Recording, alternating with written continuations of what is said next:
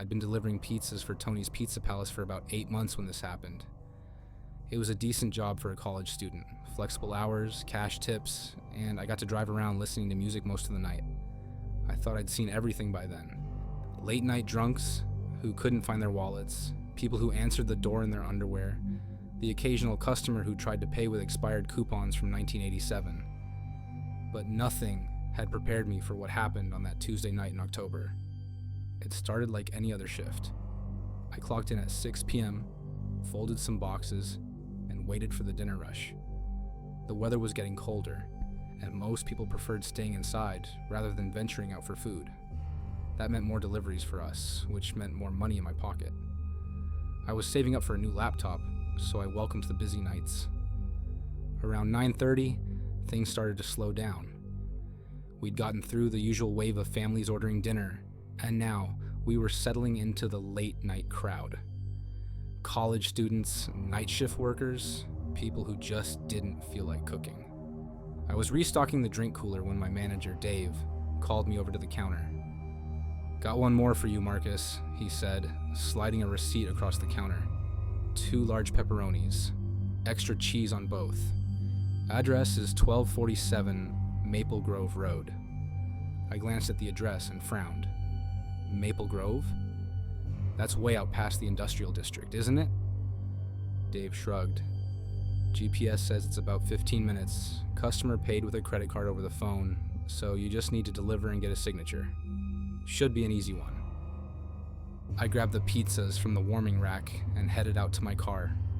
The night air was crisp, and I could see my breath forming small clouds as I loaded the insulated bags into my back seat. Maple Grove Road was definitely on the outskirts of town, in an area I'd only been to once or twice before. It was mostly industrial buildings and a few scattered houses that had been there since before the factories moved in. The drive started normally enough. I took the main road out of town, past the shopping centers and residential neighborhoods, until the streetlights became fewer and farther between. My GPS guided me through a series of turns that took me deeper into the industrial area. Warehouses and manufacturing plants lined both sides of the road, their parking lots empty except for a few security vehicles. After about 12 minutes of driving, my GPS announced that I was approaching my destination. But as I slowed down and started looking for house numbers, something felt off. The buildings around me were all commercial, a tire shop, a plumbing supply warehouse, a place that looked like it manufactured industrial equipment. There were no houses anywhere. I pulled over and checked the address again. 1247 Maple Grove Road. According to my GPS, I was right where I needed to be, but the building in front of me was clearly some kind of factory or processing plant. It was a large rectangular structure made of corrugated metal with a few small windows near the top and a single door facing the street. There were no lights on inside, and the parking lot was completely empty. I sat in my car for a moment, trying to figure out what to do. Maybe I'd written down the address wrong, or maybe the customer had given us the wrong information. It happens sometimes. I decided to call the restaurant and double check. Tony's Pizza Palace, this is Dave. Hey, it's Marcus. I'm at that Maple Grove address, but there's no house here. Just some kind of factory building. Can you check the order again? I heard Dave shuffling through papers. Let me see. Order came in at 9:15. Customer name was Johnson. Phone number is 555-0847. Address is 1247 Maple Grove Road. That's what I've got written down. Did the customer say anything else? Like apartment number or any special instructions? Nope. Just the address. Maybe try knocking on the door. Could be someone working late or something. I wasn't thrilled about the idea, but I'd driven all the way out here, and Dave was right. Maybe someone was working late and had ordered dinner to the office. It wouldn't be the first time I delivered to someone's workplace. I grabbed the pizza bags and walked across the empty parking lot to the front door. The building looked even more imposing up close. The metal siding was old and weathered, with rust stains running down from the roof. The few windows I could see were dark and covered with what looked like years of grime. The front door was heavy steel, painted a faded blue that was peeling in several places. I knocked on the door and waited. No response. I knocked again, louder this time, and called out, "Pizza delivery!" Still nothing. I was about to give up and head back to my car when I heard something that made me freeze. It was a voice, muffled and distant, coming from somewhere inside the building. I couldn't make out the words, but it sounded like someone calling out. Maybe they couldn't hear me knocking over whatever machinery they were running inside. I tried the door handle, not really expecting it to be unlocked, but to my surprise, it turned easily. The door swung open with a loud creak, revealing a dark hallway that stretched into the building. The air that wafted out smelled stale and metallic, with an underlying odor that I couldn't quite identify. "Hello?" I called into the darkness. "Pizza delivery!" The voice came again, clearer now. It was definitely someone calling out, though I still couldn't understand what they were saying. The sound seemed to be coming from deeper in the building, maybe from one of the rooms off the main hallway. I hesitated at the threshold. Every instinct I had was telling me to leave, to get back in my car and drive away. But I also felt bad about the idea of someone waiting for their dinner, especially if they were stuck working late in this depressing place. And honestly, I needed the tip money.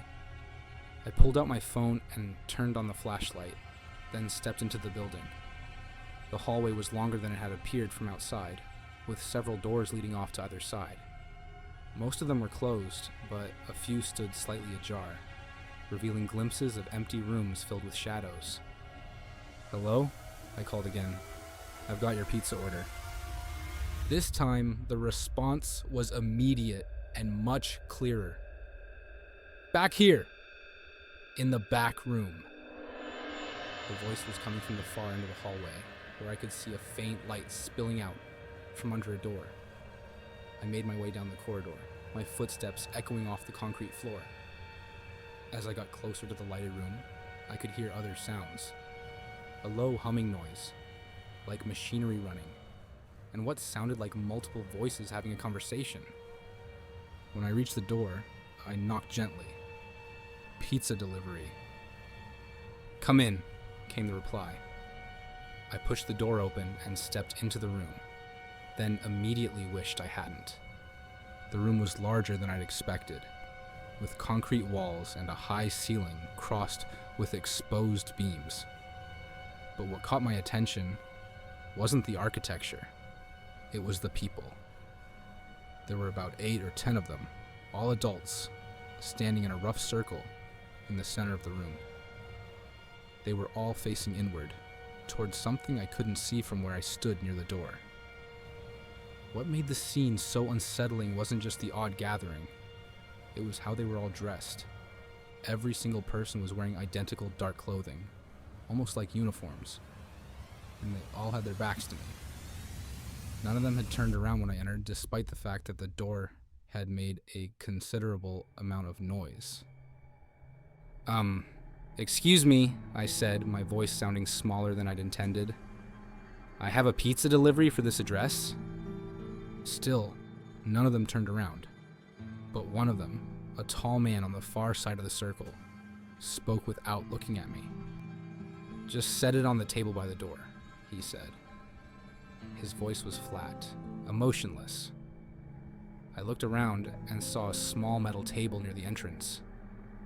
But something about the whole situation was making my skin crawl. The way they were all standing so still, the fact that none of them had acknowledged me visually, the strange humming sound that seemed to be coming from whatever they were gathered around. I need a signature for the credit card," I said, taking a step closer to the table but keeping my distance from the group. "Leave it on the table," the same man repeated, still without turning around. That's when I noticed something that made my blood run cold. The floor around where they were standing was stained. Dark stains that looked wet in the harsh fluorescent light that hung from the ceiling. and the smell I'd noticed when I first entered the building was much stronger in here. Metallic and organic, like copper pennies mixed with something that had been left out in the sun too long. I set the pizza bags on the table, my hands shaking slightly. "I really do need a signature," I said, trying to keep my voice steady. "It's company policy." For the first time since I'd entered the room, one of them moved. A woman on the left side of the circle slowly turned her head to look at me. What I saw made me take an involuntary step backward. Her face was completely expressionless, almost blank, but her eyes were wide and unblinking. She stared at me for what felt like an eternity, then slowly turned back to face the center of the circle. That's when I saw what they were all looking at. In the center of their circle, lying on the concrete floor, was what looked like a large, dark shape. At first, I thought it might be a tarp or a piece of equipment, but as my eyes adjusted to the light, I realized it was moving. Slightly, rhythmically, like something breathing. I didn't wait to see anymore. I turned and ran. I sprinted down the hallway, my footsteps echoing loudly in the enclosed space. Behind me, I could hear voices, but I didn't stop to listen to what they were saying. I burst through the front door and ran across the parking lot to my car, fumbling with my keys as I tried to unlock the door. My hands were shaking so badly that I dropped the keys twice before I managed to get the door open. I threw myself into the driver's seat, started the engine, and peeled out of the parking lot without looking back. I drove straight back to the restaurant, my heart pounding the entire way. When I walked through the door, Dave took one look at my face and asked what had happened. I told him everything. The empty industrial building, the group of people in the back room, the stains on the floor, the thing in the center of their circle. Dave listened without interrupting, his expression growing more concerned with each detail. When I finished, he was quiet for a long moment. Then he picked up the phone and dialed the numbers from the order. "The number you have dialed is not in service," came the automated message. Dave hung up and looked at me. "You sure about what you saw?" I nodded. "I'm positive. Something was seriously wrong in that place." Dave called the police.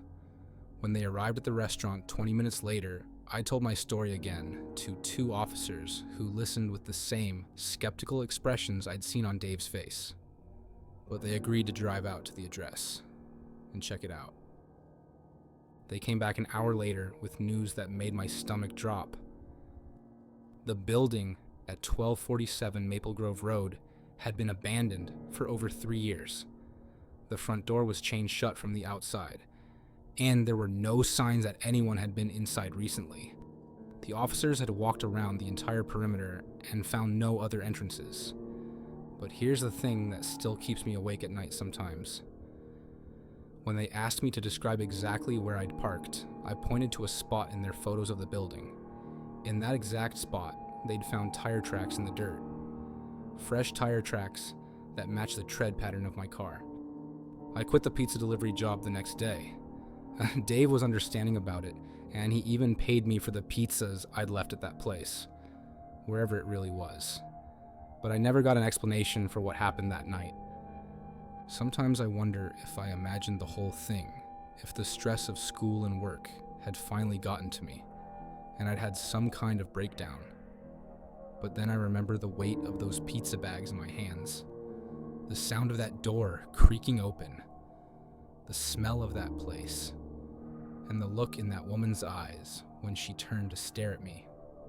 And I remember that whatever was lying in the center of that circle was still breathing when I ran away.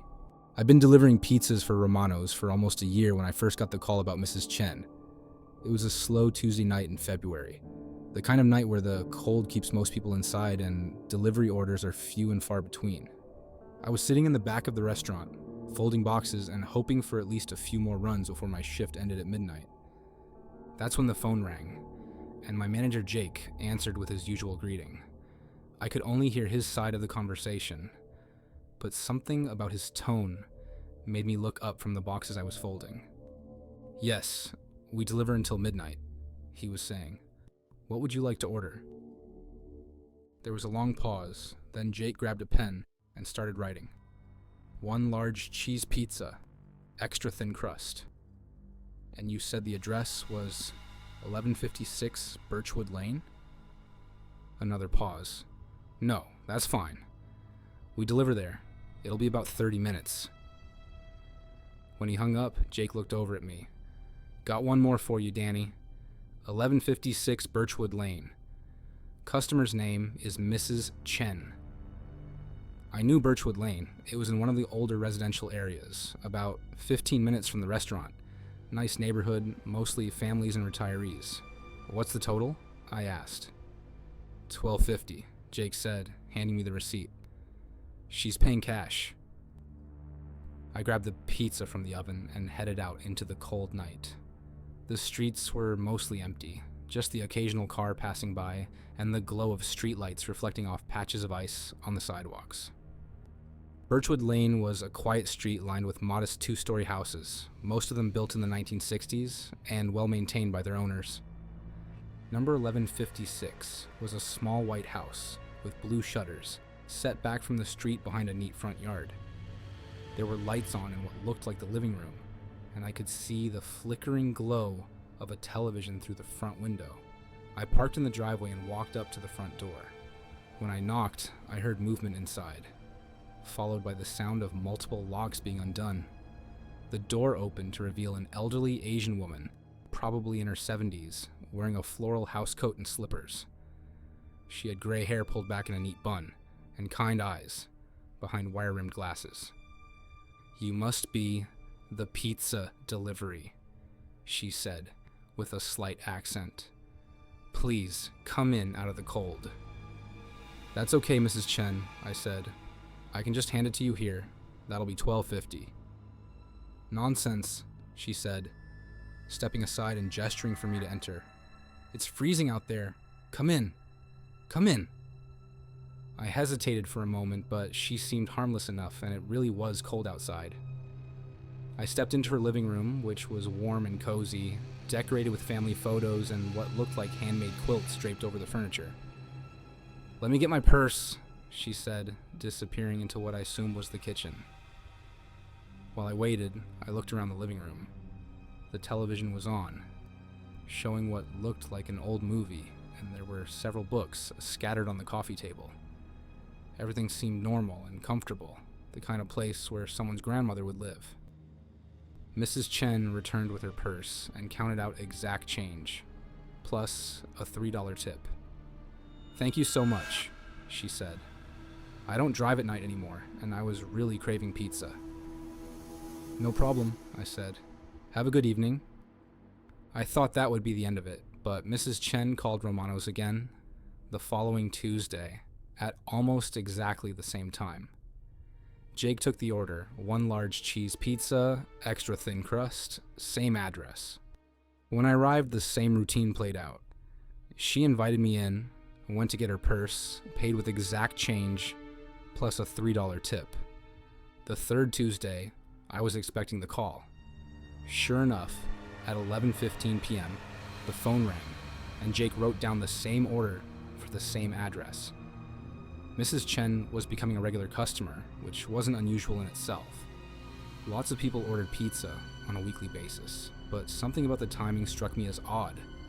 Always Tuesday night, always around the same time, always the same order.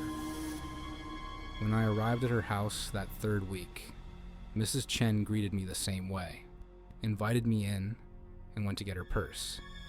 But this time, while I was waiting in the living room, I noticed something I hadn't seen before. On the mantelpiece above the fireplace, there was a framed photograph of a young man in what looked like a military uniform. He appeared to be in his 20s, with dark hair and a serious expression. When Mrs. Chen returned with the money, I nodded toward the photograph. Is that your son? Her expression changed immediately. The friendly smile faded, and for a moment she looked incredibly sad. Yes, she said quietly. That's my Tommy. He was killed in Afghanistan 3 years ago. "I'm sorry for your loss," I said. She nodded, then seemed to shake off the sadness. "He loved pizza," she said. "Every Tuesday night we would order pizza and watch old movies together. It was our tradition." I understood then why she ordered pizza every Tuesday night at the same time. She was maintaining a tradition, keeping her son's memory alive in the only way she could. It was touching in a way, though also deeply sad. Over the next few weeks, the pattern continued. Every Tuesday night, Mrs. Chen would call for her usual order, and I would deliver it. Sometimes she would invite me in. Sometimes she would just take the pizza at the door, but she always paid with exact change, plus a $3 tip. I started to look forward to seeing her, this lonely old woman who was trying to hold on to a connection with her deceased son. But then, in the 4th week of March, something changed. I arrived at Mrs. Chen's house at the usual time, but when I knocked on the door, there was no answer. I could see lights on inside, and I could hear the television, but no one came to the door. I knocked again, louder this time, and called out, "Pizza delivery!" Still no response. I tried the doorbell, but it didn't seem to be working. After waiting for several minutes, I decided to walk around to the back of the house to see if there was another entrance. The backyard was small and neat, with a garden that looked like it had been carefully maintained. There was a back door with a small window, and when I looked through it, I could see into the kitchen. Mrs. Chen was sitting at the kitchen table, but something was wrong. She was slumped forward, her head resting on her arms, and she wasn't moving. I knocked on the back door and called her name, but she didn't respond. The door was unlocked, so I opened it and went inside. "Mrs. Chen?" I called. "Are you okay?" When I got closer, I could see that she was breathing, but she seemed to be unconscious. I gently shook her shoulder, and she stirred slightly but didn't wake up. There was an empty pill bottle on the table next to her, and a glass of water that had been knocked over. I immediately called 911. The paramedics arrived within 10 minutes and determined that Mrs. Chen had taken an overdose of sleeping pills. They rushed her to the hospital, and I followed in my car, still carrying the pizza she had ordered. At the hospital, I waited in the emergency room for several hours until a doctor came out to talk to me. Mrs. Chen was stable, he said, but it had been a close call. The overdose appeared to be intentional, a suicide attempt. "Are you family?" the doctor asked. "No," I said. "I'm just the pizza delivery guy. I found her." The doctor looked confused. "Pizza delivery? At this time of night?" I explained about Mrs. Chen's weekly order, about how she had been ordering pizza every Tuesday night for months. The doctor listened with a puzzled expression. "I'm sorry," he said when I finished, "but there must be some mistake. Mrs. Chen has been a patient of ours for several months. She has advanced dementia. She's been living in a care facility since January." I stared at him, not understanding. "That's impossible. I've been delivering pizza to her house every Tuesday night for weeks." The doctor shook his head. "I'm afraid that's not possible. Mrs. Chen hasn't been living independently for months. Her condition deteriorated rapidly after her son's death, and her family had to place her in specialized care." I felt a chill run down my spine. "But I just found her in her kitchen. She ordered a pizza tonight, just like she does every Tuesday." "Sir," the doctor said gently, "Mrs. Chen is in room 314. She's been here since this afternoon. She was brought in by the staff at Sunset Manor after she wandered away from the facility. We've been trying to contact her family." I followed the doctor to room 314, my mind reeling. When we entered the room, I saw Mrs. Chen lying in the hospital bed, connected to various monitors. She looked smaller and more frail than I remembered, and her eyes were closed. "Mrs. Chen," the doctor said softly, "there's someone here to see you." She opened her eyes and looked at me with no recognition whatsoever. Her gaze was vacant, confused, the look of someone whose mind was no longer fully present. "Do you know this man?" the doctor asked her. Mrs. Chen stared at me for a long moment, then shook her head. "I don't know him," she said in a voice that was much weaker than I remembered. "Is it Tuesday? Tommy comes on Tuesday." The doctor looked at me with sympathy. "I'm sorry. As I said, she has advanced dementia. She often talks about her son as if he's still alive." I left the hospital in a daze, still carrying the pizza that Mrs. Chen had supposedly ordered. Nothing made sense. I had been delivering pizza to her house every Tuesday night for months. I had talked to her, taken money from her, seen her living room and kitchen. How could she have been in a care facility the entire time? I drove back to 1156 Birchwood Lane, determined to figure out what was going on. When I arrived, the house was dark. I walked up to the front door and tried to look through the windows, but I couldn't see anything inside. I walked around to the back of the house and tried the back door. It was locked. I looked through the kitchen window, but the room was empty and dark. There was no table where I had found Mrs. Chen. No signs that anyone had been living there recently. Confused and increasingly frightened, I called Jake at the restaurant. "Hey, it's Danny," I said when he answered. "I need to ask you something about Mrs. Chen's orders." "Who?" Jake said. "Mrs. Chen, 1156 Birchwood Lane. She orders every Tuesday night." There was a pause. "Danny, I don't know what you're talking about. We don't have any regular customer named Mrs. Chen." "But you've been taking her orders for months," I insisted. "Every Tuesday night, around 11:15. One large cheese pizza, extra thin crust." "Danny, are you feeling okay? We haven't had any orders to Birchwood Lane in weeks, and I would remember a regular customer like that." I hung up the phone, my hands shaking. I drove back to Romano's and went inside to check the order receipts. Jake watched me with concern as I went through weeks' worth of delivery slips, looking for any record of orders to 1156 Birchwood Lane. There were none. No orders to Mrs. Chen, no deliveries to Birchwood Lane, no record of the dozens of pizzas I was certain I had delivered there. "Danny," Jake said gently, "maybe you should go home and get some rest. You've been working a lot of late shifts lately." I wanted to argue, to insist that I knew what I had experienced, but the evidence was overwhelming. According to the hospital, Mrs. Chen had been in a care facility for months. According to Jake and the restaurant's records, I had never delivered pizza to her house. According to my own eyes, the house at 1156 Birchwood Lane was empty and dark. But I knew what I had seen. I knew what I had experienced.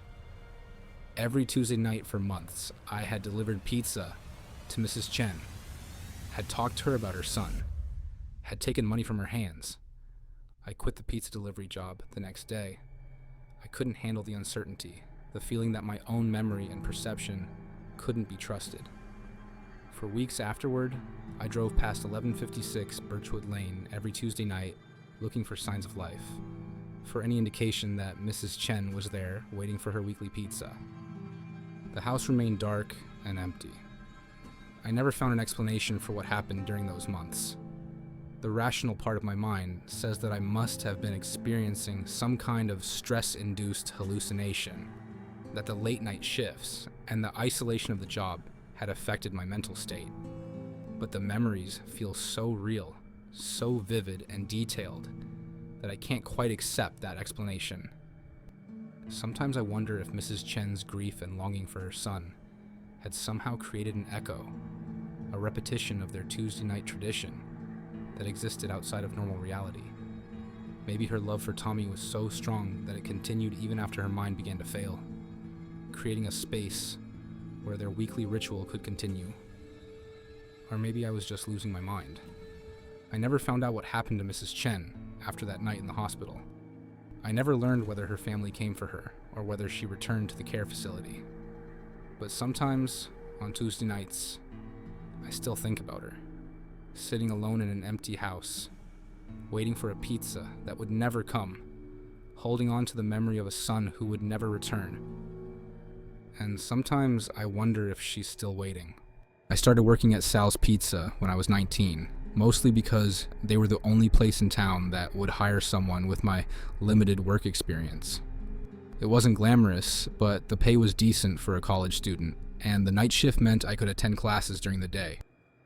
What I didn't expect was how much the job would change me, or how one particular delivery would make me question everything I thought I knew about the town I'd grown up in. Sal's was located on the edge of downtown, in a strip mall between a laundromat and a check cashing place.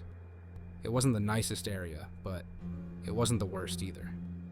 We got a mix of customers, college students, working families, people who just wanted a quick dinner without having to cook.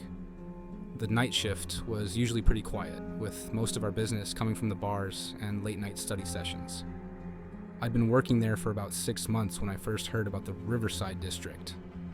It came up during a conversation with my coworker Marcus, who'd been delivering pizzas for almost 3 years. "You ever get orders for Riverside?" he asked one slow Thursday night. I shook my head. "I don't think so." "Where's that?" Marcus looked surprised. "Really? You've never been to Riverside?" "It's that area across the river, past the old steel mill. Bunch of apartment complexes and townhouses." I tried to think if I'd ever heard of it before. "I don't think I know where you mean." "Weird," Marcus said. "I get orders there all the time, usually late night stuff. The people there tip really well, but they're kind of strange." "Strange how?" Marcus shrugged. "Hard to explain. They just seem different. Like they're all part of some community or something. Very polite, very formal, and they always pay with exact change." I didn't think much about the conversation until the following week, when I was working the late shift by myself. It was a Tuesday night, and things had been dead since about 10 p.m. I was cleaning the prep area when the phone rang. "Sal's Pizza," I answered. "Good evening," said a woman's voice. She spoke very clearly, with precise pronunciation, like someone who had learned English as a second language. "I would like to place an order for delivery." "Sure, what can I get for you?" "2 large pizzas, please. One with pepperoni, one with mushrooms and green peppers. Thin crust on both." I wrote down the order. "Okay, that'll be $24.80. What's the delivery address?" 1247 Riverside Drive, apartment 3B. I paused, pen hovering over the order pad. Riverside Drive? "I'm not sure I know where that is." "It's in the Riverside district," the woman said. "Across the river from downtown. Do you not deliver there?" "No, we deliver everywhere in the city limits," I said quickly. "I'm just new, so I might need directions." "Of course. Take Main Street east until you reach the river. Cross the Millfield Bridge, then turn left on Riverside Drive. The apartment complex will be on your right, Building C." I wrote down the directions, though I was confused. I'd lived in this town my entire life, and I couldn't remember ever seeing a bridge called Millfield Bridge. But maybe it was just a name I'd never paid attention to. "That'll be about 30 minutes, I told her. "Thank you very much," she said, and hung up. I made the pizzas and loaded them into my delivery bag. Before leaving, I tried to look up the address on my phone's GPS, but it couldn't find Riverside Drive. That was strange, but GPS wasn't always reliable, especially for newer developments. I decided to follow the directions the customer had given me. I drove east on Main Street, past the downtown area, and toward the industrial district. I knew there was a river that ran along the eastern edge of town. I'd seen it on maps and driven near it before, but I'd never really paid attention to the bridges that crossed it. As I continued driving, the streetlights became fewer and farther between. The buildings changed from shops and restaurants to warehouses and manufacturing plants. After about 10 minutes, I saw a bridge ahead of me that I didn't remember noticing before. It was an old steel bridge, painted green, with ornate metalwork that looked like it had been built in the early 1900s. A small sign at the entrance read, "Millfield Bridge, 1923. I drove across it, my tires humming on the metal grating. On the other side of the bridge, I found myself in an area I'd never seen before. The road curved to the left, just as the customer had said, and became Riverside Drive. The landscape was different here. More trees, more open space, with apartment complexes and townhouses scattered among small parks and green areas. It was beautiful in a way, but also oddly quiet. There were lights on in many of the windows, and I could see cars parked in the driveways, but I didn't see any people walking around or saw any signs of the usual nighttime activity you'd expect in a residential area. I found Building C without any trouble. It was a 3-story brick apartment complex with a well-maintained courtyard in the center. I parked in the visitors area and walked up to the entrance, looking for apartment 3B. The building was nicer than most of the apartment complexes I delivered to. The hallways were clean and well lit, with carpeted floors and what looked like recently painted walls. I found apartment 3B on the second floor and knocked on the door. The woman who answered was probably in her 40s, with dark hair pulled back in a neat bun and wearing a simple blue dress that looked almost old-fashioned. She smiled when she saw me, but there was something formal about her expression, like she was being polite rather than friendly. "You must be the pizza delivery," she said in the same precise voice I'd heard on the phone. "That's right. 2 large pizzas, $24.80. She handed me exact change, a 20 and a 5, no tip. "Thank you very much," she said, taking the pizzas. "Have a pleasant evening." The interaction was perfectly normal, but something about it felt off. Maybe it was the way she spoke, or the formal way she was dressed, or just the general atmosphere of the place. As I walked back to my car, I noticed that the other apartments in the complex were similarly quiet. No music, no television sounds, no conversations drifting through open windows. I drove back across the bridge and returned to Sal's, but I couldn't stop thinking about the delivery. When Marcus came in for his shift the next day, I asked him about it. "Oh yeah, Riverside," he said. "That's exactly what I was talking about. Weird place, right? Very quiet, very formal, but they always pay exact change, and they never complain about anything." "How long has that area been there?" I asked. Marcus thought for a moment. "I don't know exactly. I started getting orders there maybe 2 years ago. It's like it just appeared one day." That seems strange to me. Apartment complexes don't just appear overnight, but maybe I just never noticed the area before, or maybe it had been there all along and I'd simply never had reason to go there. Over the next few weeks, I got several more orders for Riverside District. The pattern was always the same. Late night calls, very polite customers who spoke with that same formal precision, exact change payments, and an overall atmosphere of quiet orderliness that felt somehow unnatural. I started paying more attention to the area during my deliveries. The apartment complexes and townhouses all looked relatively new, but not brand new. The landscaping was mature, the buildings showed signs of normal wear, and everything seemed to have been there for several years at least. But I couldn't shake the feeling that something was off about the place. The residents were always polite, but they never engaged in small talk. They never asked about the weather or complained about delivery times or made jokes about ordering pizza late at night. They simply took their food, paid with exact change, and thanked me in that same formal way. And I never saw children. In all my deliveries to Riverside, I never saw a single child or heard any sounds that would indicate families with kids lived there. Everyone I encountered appeared to be adults, ranging from their 20s to their 60s, all with that same polite but distant demeanor. It was in my 3rd week of delivering to Riverside that I noticed something that really bothered me. I was delivering to a townhouse on Riverside Court when I realized that I'd never seen any of the residents' cars actually moving. The parking areas were always full of vehicles, nice, well-maintained cars and SUVs, but I'd never seen anyone driving them or even getting in or out of them. That night, after my shift ended, I decided to drive back to Riverside and take a closer look around. It was about 2 a.m., and the area was completely quiet. I parked near one of the apartment complexes and walked around for a few minutes. The cars in the parking lot all looked normal. Different makes and models, different license plates, some newer and some older. But when I looked more closely, I noticed something strange. All of the license plates had the same format. 3 letters followed by 3 numbers, all starting with the letters RSD.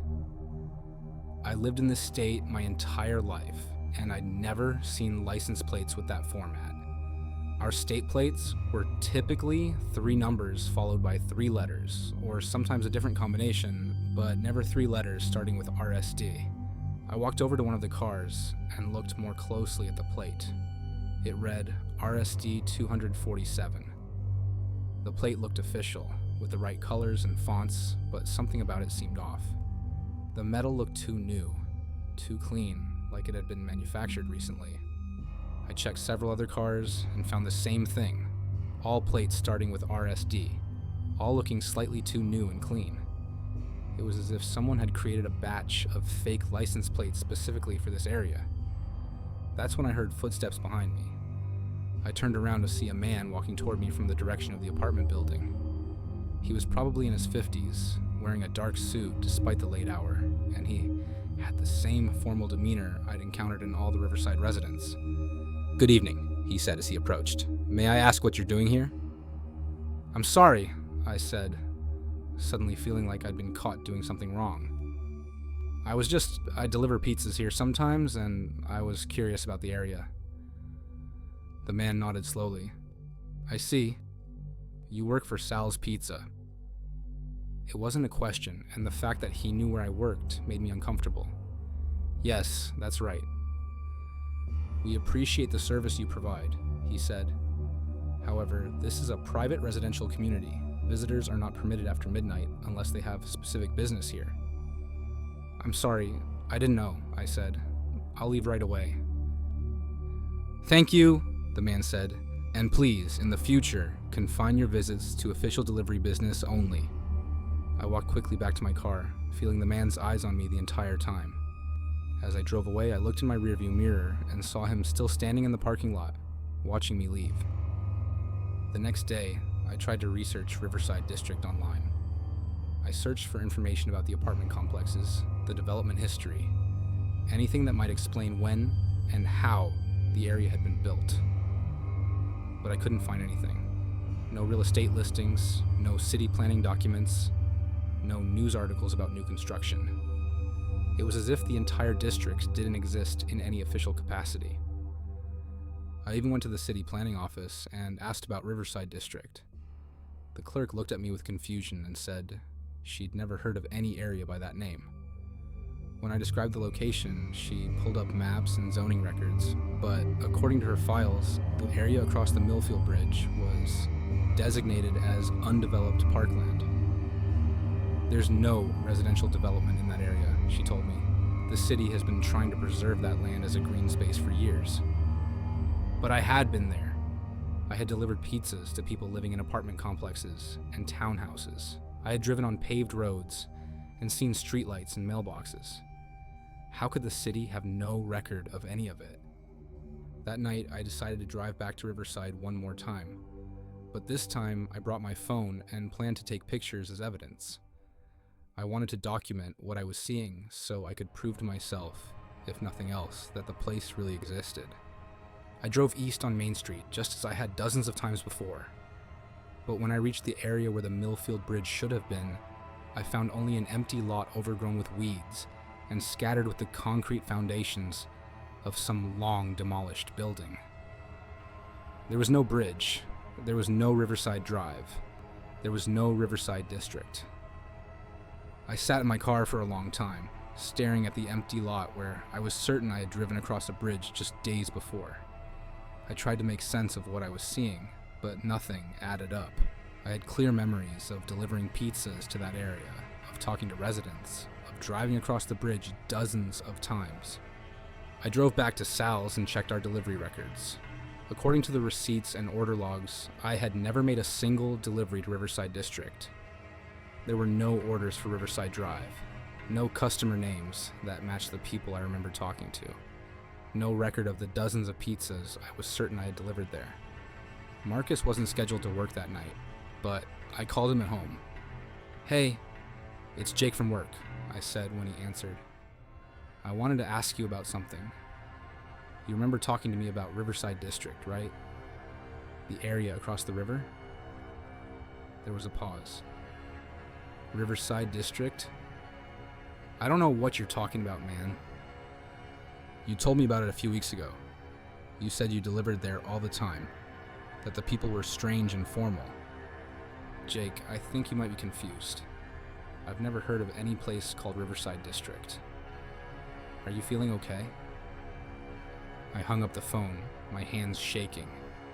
Either I was losing my mind, or something very strange had been happening to me for the past month. I had vivid, detailed memories of an entire neighborhood that apparently didn't exist, conversations with people who had no record of talking to me, and deliveries that had never been made. I quit the pizza delivery job the next day. I couldn't handle the uncertainty, the feeling that my own memory and perception couldn't be trusted. For weeks afterward, I drove past that empty lot every day, looking for any sign that the bridge and the district had ever existed. I never found any evidence, but sometimes late at night, I still remember the formal voices of the Riverside residents, the quiet streets lined with well-maintained apartments, and the feeling that I had stumbled into a place that existed just slightly outside of normal reality. I never figured out what happened during those weeks. Maybe it was stress from school and work. Maybe it was some kind of elaborate hallucination brought on by too many late-night shifts. Or maybe, for a brief period of time, I had been delivering pizzas to a place that existed in the spaces between what's real and what's possible. But I still have the directions written in my own handwriting. Take Main Street east until you reach the river. Cross the Millfield Bridge, then turn left on Riverside Drive. And sometimes I wonder if the people of Riverside District are still waiting for their pizza deliveries, still standing in their quiet apartments with exact change in their hands, wondering why the delivery driver stopped coming. I'd been delivering pizzas for Tony's for about 8 months when I first encountered Mr. Valdez. It was a Saturday night in early October, the kind of busy evening where orders came in non-stop, and we barely had time to catch our breath between deliveries.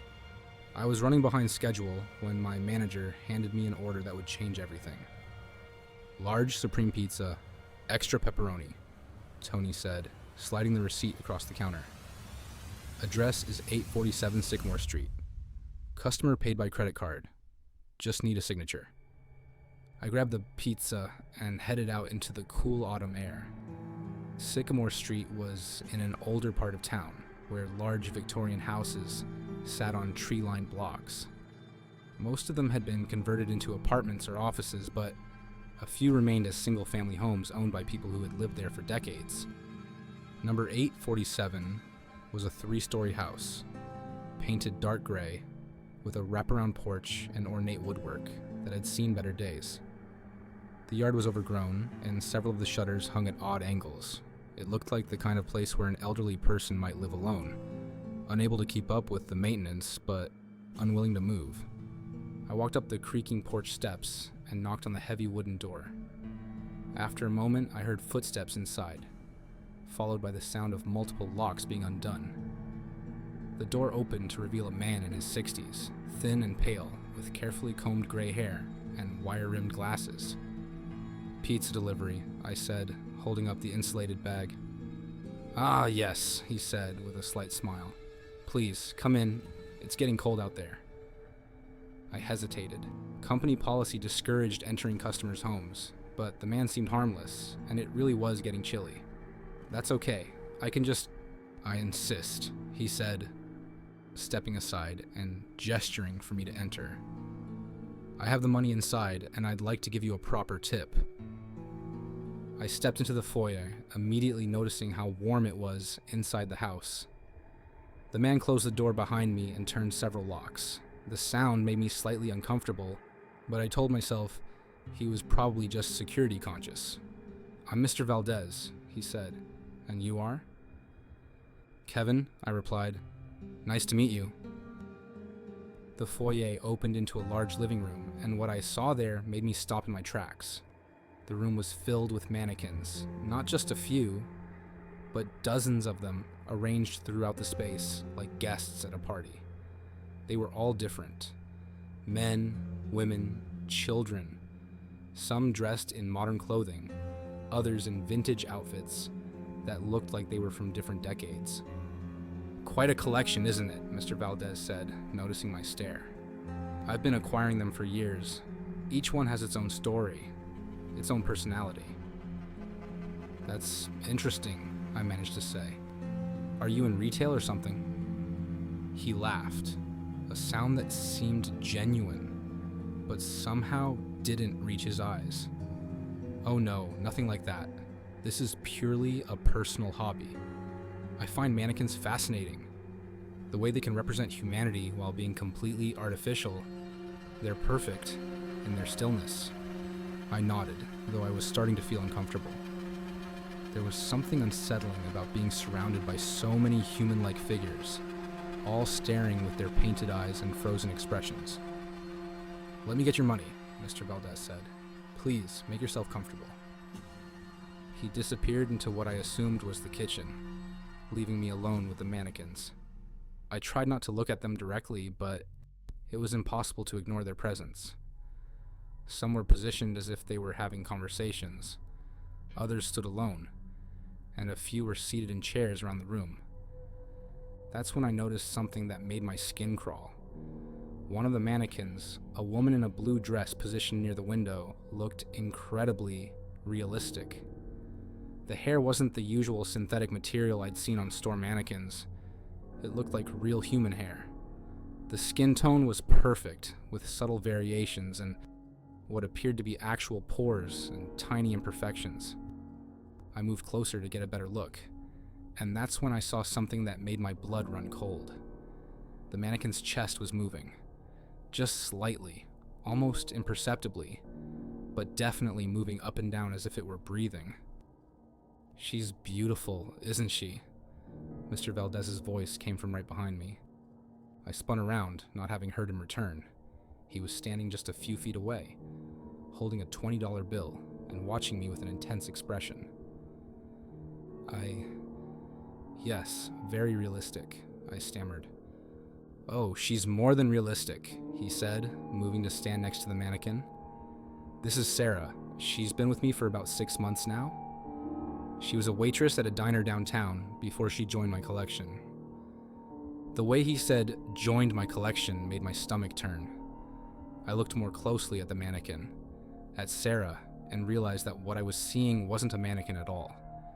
It was a real person, somehow frozen in place, unable to move or speak, but still alive.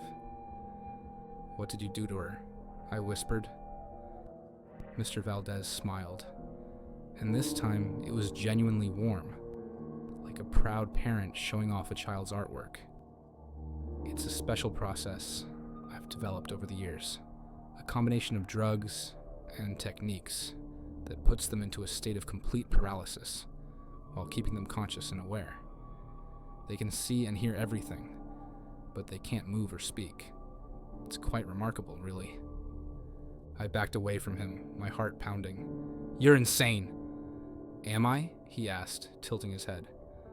"I'm preserving them, Kevin, making them perfect. No more aging, no more pain, no more worry about the future. They're eternal now, beautiful forever." I looked around the room with new eyes, realizing that what I had taken for an impressive collection of mannequins was actually a house full of paralyzed people, men and women of various ages, all trapped in their own bodies, unable to cry for help or escape. "How many?" I asked, though I wasn't sure I wanted to know the answer. 37, Mr. Valdez said proudly. "Each one carefully selected and prepared. It takes months of observation to choose the right candidates, people who won't be missed immediately, who live alone or have few close relationships." I thought about the pizza delivery, about how he had specifically requested me to come inside. "You've been watching me." "For several weeks now," he confirmed. "You're perfect, Kevin. Young, healthy, attractive. You live alone in that studio apartment on Maple Street. You don't have a girlfriend, and your family lives 3 states away. No one would think to look for you here. I started moving toward the door, but Mr. Valdez stepped into my path. I'm afraid I can't let you leave now that you know about my collection. But don't worry, the process is quite painless. You'll simply go to sleep, and when you wake up, you'll be part of something beautiful and eternal. You're sick, I said, continuing to back away from him. These people have families, lives, dreams. You can't just take that away from them. Can't I? He asked. I already have, and they're much happier now, trust me. No more bills to pay, no more heartbreak, no more disappointment, just perfect, peaceful existence. I bumped into something behind me and turned to see another mannequin. A young man about my age wearing a pizza delivery uniform from a different restaurant. His eyes were wide with terror, and I could see tears streaming down his cheeks. That's Marcus, Mr. Valdez said. He was my first pizza delivery acquisition. He's been with me for almost a year now. Aren't you, Marcus? The paralyzed man's eyes moved slightly, the only indication that he had heard and understood. I felt sick. This monster had been doing this for years, collecting people like trophies, keeping them as living statues in his twisted museum. And now, he wanted to add me to his collection. The drug works very quickly, Mr. Valdez continued, pulling a small syringe from his pocket. Just a tiny injection, and you'll feel yourself getting sleepy. When you wake up, you'll be positioned wherever I think you'll look best. I'm thinking near the fireplace. You have such a nice profile. I looked around desperately for a way out. The front door was locked with multiple deadbolts, and Mr. Valdez was between me and the only exit I could see. But then I noticed something. A back door, visible through the kitchen doorway. You know what the best part is? Mr. Valdez said, moving closer with the syringe. They're all still aware. They can see and hear everything that happens around them. They watch me bring in new additions to the collection. They see me caring for them, positioning them, talking to them. It's like having the perfect audience. I pretended to stumble backward, as if I were too frightened to stand properly.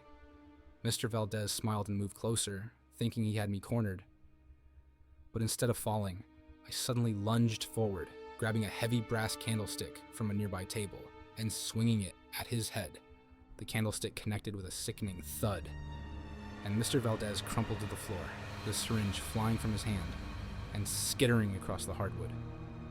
I didn't wait to see if he was unconscious or dead. I ran for the kitchen and the back door I had spotted.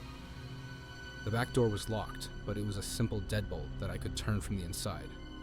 I fumbled with it for what felt like an eternity before finally getting it open. I burst out into the backyard and ran around to the front of the house, pulling out my phone to call 911 as I reached my car. 911, what's your emergency? I need police and ambulances at 847 Sycamore Street, I said, my voice shaking. There's a man here who's been kidnapping people and doing something to them. They're all still alive, but they can't move. The dispatcher asked me to stay on the line, but I couldn't bring myself to go back into that house.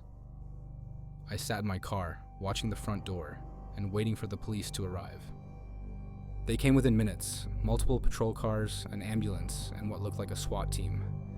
I watched from across the street as they surrounded the house and eventually broke down the front door. What they found inside made national news.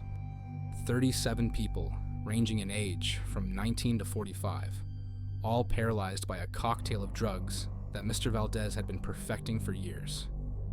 Some had been there for months, others for over a year. All were still alive, though several required immediate medical attention. Mr. Valdez survived the blow to his head and was arrested. During the investigation, police found detailed journals documenting his methods and his selection process. He had been targeting people who lived alone, people whose disappearances wouldn't be immediately noticed. Pizza delivery drivers, waitresses, night shift workers, college students. The victims were gradually nursed back to health, though many suffered long-term psychological traumas from their ordeal. Marcus, the pizza delivery driver I had seen, had been missing for 13 months. His family had assumed he had simply left town without telling anyone. I testified at Mr. Valdez's trial, describing what I had seen in that house of horrors. He was sentenced to life in prison without the possibility of parole. During his sentencing, he showed no remorse, only anger that his collection had been destroyed. I quit the pizza delivery job immediately after that night. I couldn't handle the thought of going to strangers' houses, never knowing what might be waiting behind their doors. For months afterward, I had nightmares about those paralyzed faces, about the terror in their eyes, about how close I had come to joining them. But what haunts me most is the thought of how many other Mr. Valdezes might be out there, collecting people like trophies, keeping them as living statues in their private museums. How many missing persons cases are actually people trapped in someone's twisted collection, aware and terrified but unable to call for help? Sometimes I wonder if I should have stayed in that house longer, tried to help the victims somehow. But I know that if I had, I would have ended up as just another mannequin in Mr. Valdez's collection, watching helplessly as he brought in the next victim. The house on Sycamore Street was eventually demolished. The city said it was too damaged by the investigation to be salvaged, but I think they just wanted to erase the memory of what had happened there. Sometimes I drive past the empty lot where it used to stand, and I think about all those people who spent months or years trapped in that living nightmare. And I remember that there are monsters in this world who look like ordinary people, who live in ordinary houses, who order pizza on Saturday nights, just like everyone else. I'd been delivering pizzas for Mario's for about 4 months when I first delivered to the house on Oakwood Drive. It was a quiet Tuesday evening in late September, the kind of night where orders trickled in slowly and I spent most of my time restocking supplies and cleaning the prep area. When the phone finally rang around 9:30, I was grateful for something to do. "Mario's Pizza, this is Jake," I answered. "Hello," said a woman's voice. She sounded middle-aged, with a slight tremor that suggested nervousness, or maybe just age. "I'd like to order a large pepperoni pizza for delivery, please." I took down her information. The total came to $18.50, and the address was 1634 Oakwood Drive. It was in a residential neighborhood about 10 minutes from the restaurant, an area of modest single-family homes where a lot of families and retirees lived. "That'll be about 25 minutes, I told her. "Thank you so much," she said. "My name is Mrs. Patterson, by the way. I'll be watching for you." I made the pizza and loaded it into my delivery bag. Oakwood Drive was easy to find, a tree-lined street with well-maintained houses and neat front yards. Number 1634 was a small ranch-style home, painted light blue, with white shutters and a front porch decorated with potted plants. I knocked on the door and waited. After a moment, I heard footsteps inside, and the door opened to reveal a woman in her 50s, with graying brown hair and kind eyes behind wire-rimmed glasses. She was wearing a floral print dress and a cardigan, and she smiled warmly when she saw me. "You must be from Mario's," she said. "Please, come in out of the cold." "That's okay, Mrs. Patterson," I said. "I can just take payment here. That'll be $18.50. "Nonsense," she said, stepping aside and gesturing for me to enter. "It's chilly out there, and I have your money inside. Plus, I made some fresh coffee if you'd like a cup." I hesitated, but she seemed like a harmless older woman, and the offer of coffee was tempting. I stepped into her living room, which was cozy and well-decorated, with family photos on the mantelpiece and a comfortable-looking sofa facing a television. "Let me get my purse," Mrs. Patterson said, disappearing into what I assumed was the kitchen.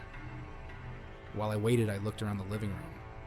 The family photos showed what appeared to be Mrs. Patterson, with a man who was probably her husband, along with various other people, who might have been children and grandchildren. Everyone in the photos looked happy and normal, the kind of family pictures you'd see in any middle-class home. Mrs. Patterson returned with her purse and counted out exact change, plus a $5 tip. "Thank you so much for bringing this," she said. "I don't drive at night anymore, and I was really craving pizza." "No problem at all," I said.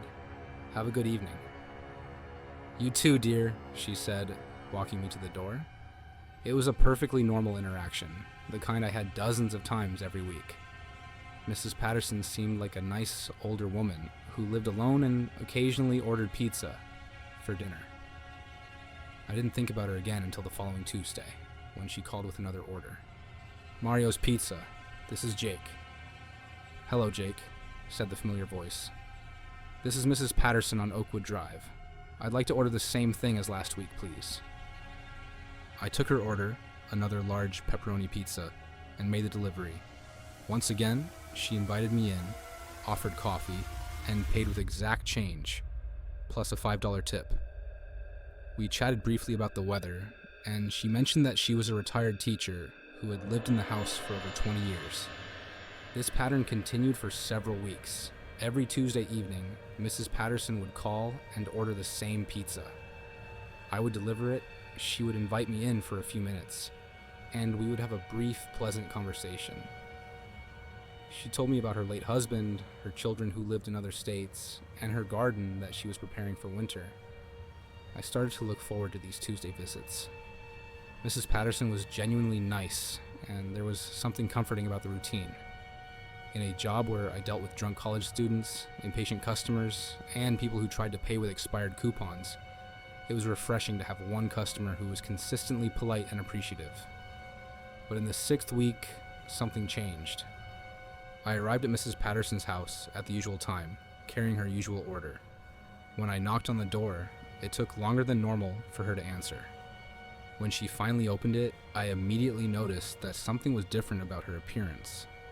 Her hair, which had always been neatly styled, was disheveled and unwashed.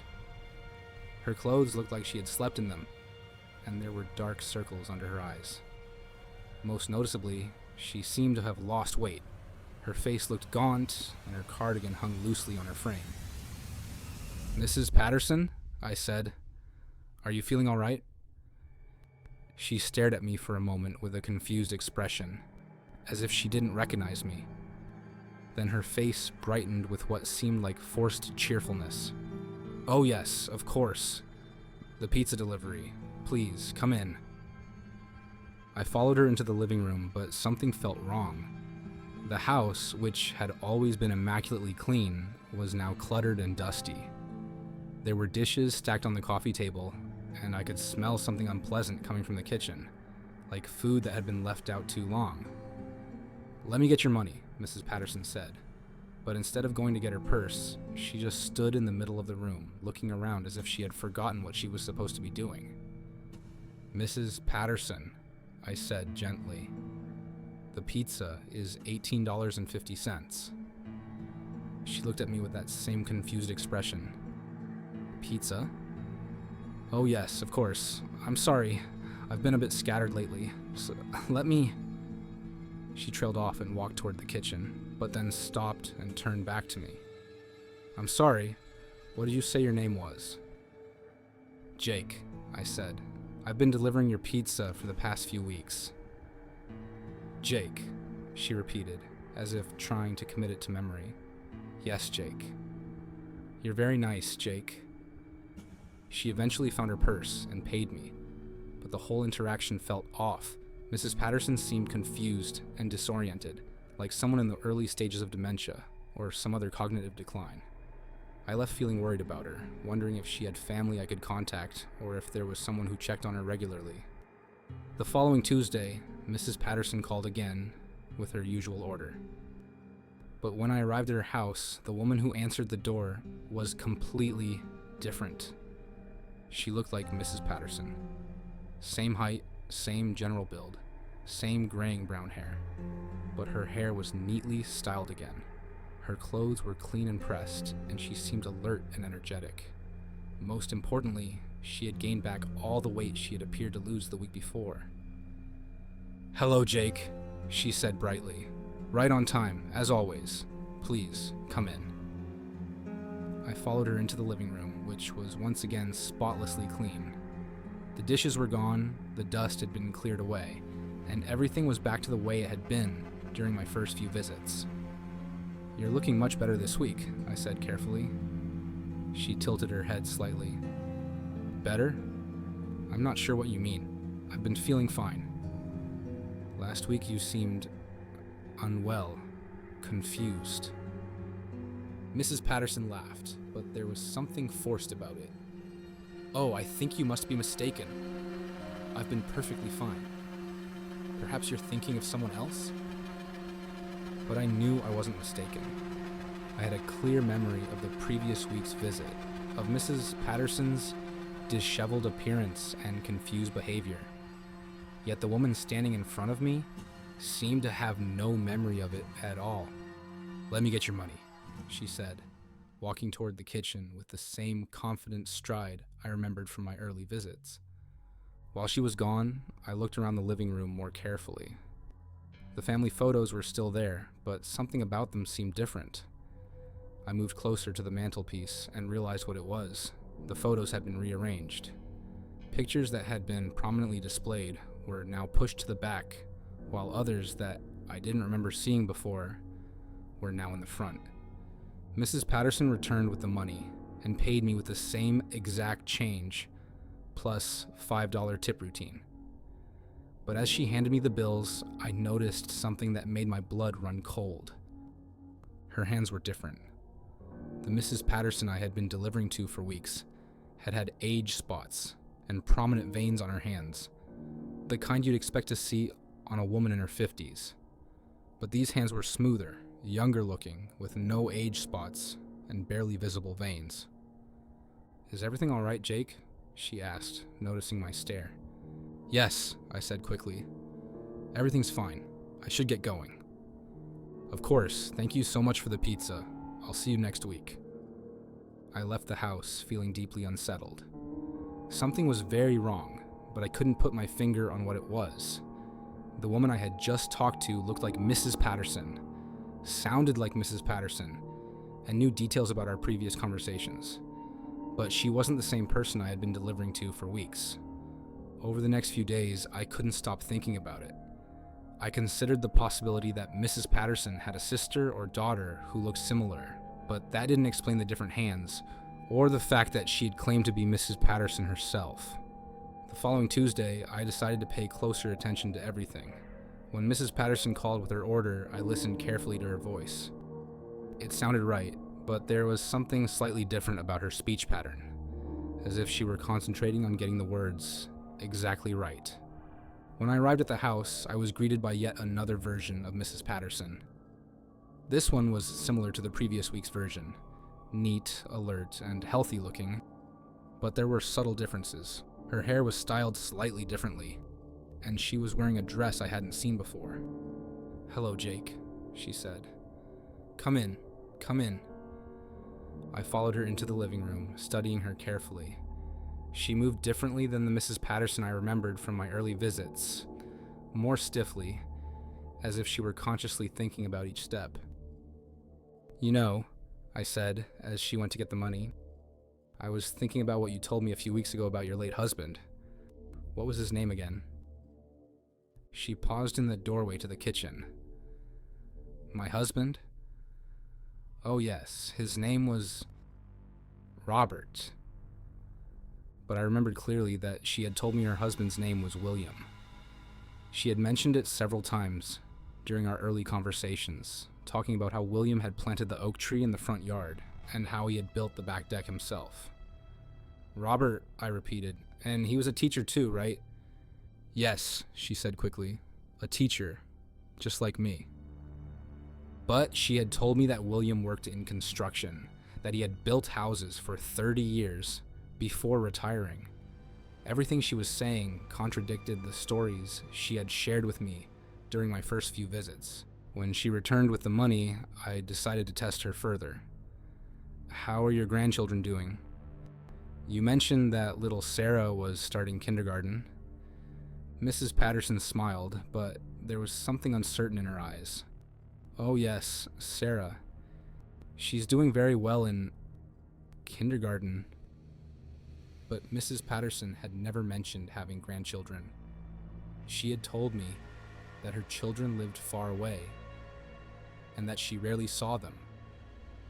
She had never mentioned anyone named Sarah. "That's wonderful," I said. "I'm sure you're very proud." "Yes," she said, "very proud." I left the house that night, convinced that something terrible had happened to the real Mrs. Patterson. The woman I had just talked to was an imposter, someone who looked similar enough to pass for Mrs. Patterson, but who didn't know the details of her life. But who was she? And what had happened to the real Mrs. Patterson? I considered calling the police, but what would I tell them? That a customer seemed different than before? That she had given me conflicting information about her family? It wasn't exactly evidence of a crime. Instead, I decided to do some investigating on my own. The next day, I drove past Mrs. Patterson's house during my lunch break. There was a car in the driveway that I hadn't seen before, a newer model sedan with out-of-state license plates. I parked across the street and watched the house for about an hour. During that time, I saw the woman I had been talking to come out to get the mail, but she moved differently in daylight, more naturally, as if she weren't performing for an audience. As she walked back toward the house, a man emerged from the front door. He was probably in his 40s, tall and thin, wearing a business suit. They talked briefly on the front porch, and I could see him gesturing toward the street, as if he were giving her instructions. Then they both went inside, and I didn't see them again. That evening I called Mario's and told my manager that I was feeling sick and couldn't work. Instead, I drove back to Oakwood Drive and parked where I could watch Mrs. Patterson's house without being seen. Around 8 p.m., the man in the business suit came out of the house, carrying what looked like a large duffel bag. He loaded it into the trunk of the sedan, then went back inside. A few minutes later, he came out again with another bag, this one smaller. At 9:15, the woman came out of the house, but she wasn't dressed like Mrs. Patterson anymore. She was wearing jeans and a leather jacket, and her hair was styled completely differently. She looked younger, more confident, nothing like the sweet older woman who had been ordering pizza every Tuesday. She got into the passenger seat of the sedan, and the man drove away. I waited for about an hour, but they didn't return. The next morning I called the police and reported that I was concerned about Mrs. Patterson's welfare. I told them that she had seemed confused and disoriented during my last few visits, and that I was worried she might need medical attention. 2 officers went to check on her that afternoon. They found the house empty, with no signs that anyone had been living there recently. The neighbors told police that they hadn't seen Mrs. Patterson in several weeks, which was unusual because she normally spent time in her garden every day. A more thorough investigation revealed that Mrs. Patterson had been dead for over a month. Her body was found in a storage unit across town, where it had been placed after she died of what appeared to be natural causes in her own home. The people who had been impersonating her were part of a sophisticated identity theft ring. They would target elderly people who lived alone, wait for them to die of natural causes, then move into their homes and assume their identities. They would continue paying bills, ordering food, and maintaining the appearance of normal life while they drained bank accounts and applied for credit cards. The woman I had been delivering pizza to was an actress hired by the ring to play Mrs. Patterson. She had studied photos and personal information to create a convincing performance, but she hadn't known enough details about Mrs. Patterson's real life to maintain the deception indefinitely. The police arrested 5 people in connection with the scheme, including the woman and the man I had seen at the house. They had been operating for several years, targeting dozens of elderly victims across multiple states. I testified at their trial, describing how I had noticed the inconsistencies in the woman's stories and behavior. The prosecutor said that my observations had been crucial in uncovering the scheme and preventing the criminals from stealing even more money from Mrs. Patterson's estate. But what haunts me most is the thought of the real Mrs. Patterson, dying alone in that house while strangers planned to steal her identity. She had been a kind, lonely woman who looked forward to our brief conversations every Tuesday. She had treated me with genuine warmth and respect, and in return, I had failed notice when she was replaced by an imposter. I quit the pizza delivery job a few weeks after the trial. I couldn't handle the thought that any of my regular customers might not be who they appeared to be, that behind any friendly face might be someone with sinister motives. Sometimes I drive past the house on Oakwood Drive, which now sits empty with a for sale sign in the front yard. I think about Mrs. Patterson and wonder how many other elderly people are out there, isolated and vulnerable, waiting for someone to notice when they disappear. And I remember that evil doesn't always announce itself with obvious signs. Sometimes it comes disguised as normalcy, as routine, as the familiar face of someone you thought you knew. Esther, the night shift protocol. I started working at Gino's Pizza during my sophomore year of college, mostly because they were one of the few places that would let me work the late shift. I needed the flexibility to attend classes during the day, and the night hours paid slightly better due to the hazard pay for delivering in sketchy neighborhoods after dark. What I didn't expect was how the job would introduce me to a side of my city that I never knew existed.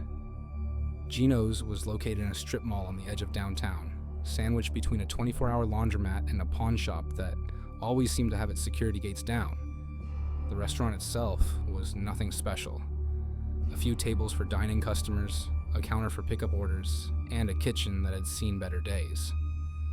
But it served decent pizza at reasonable prices, and we stayed open until 3 a.m. on weekends, which made us popular with the bar crowd and late-night workers.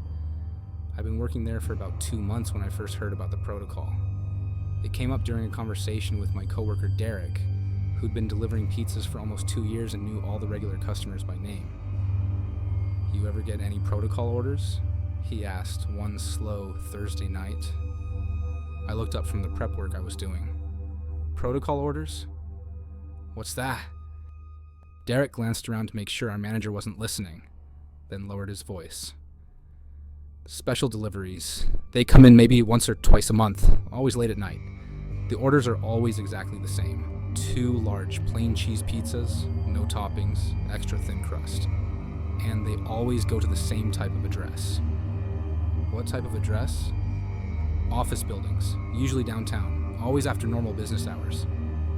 The weird thing is, they always pay in cash, exact change, and they tip exactly 20%, every single time."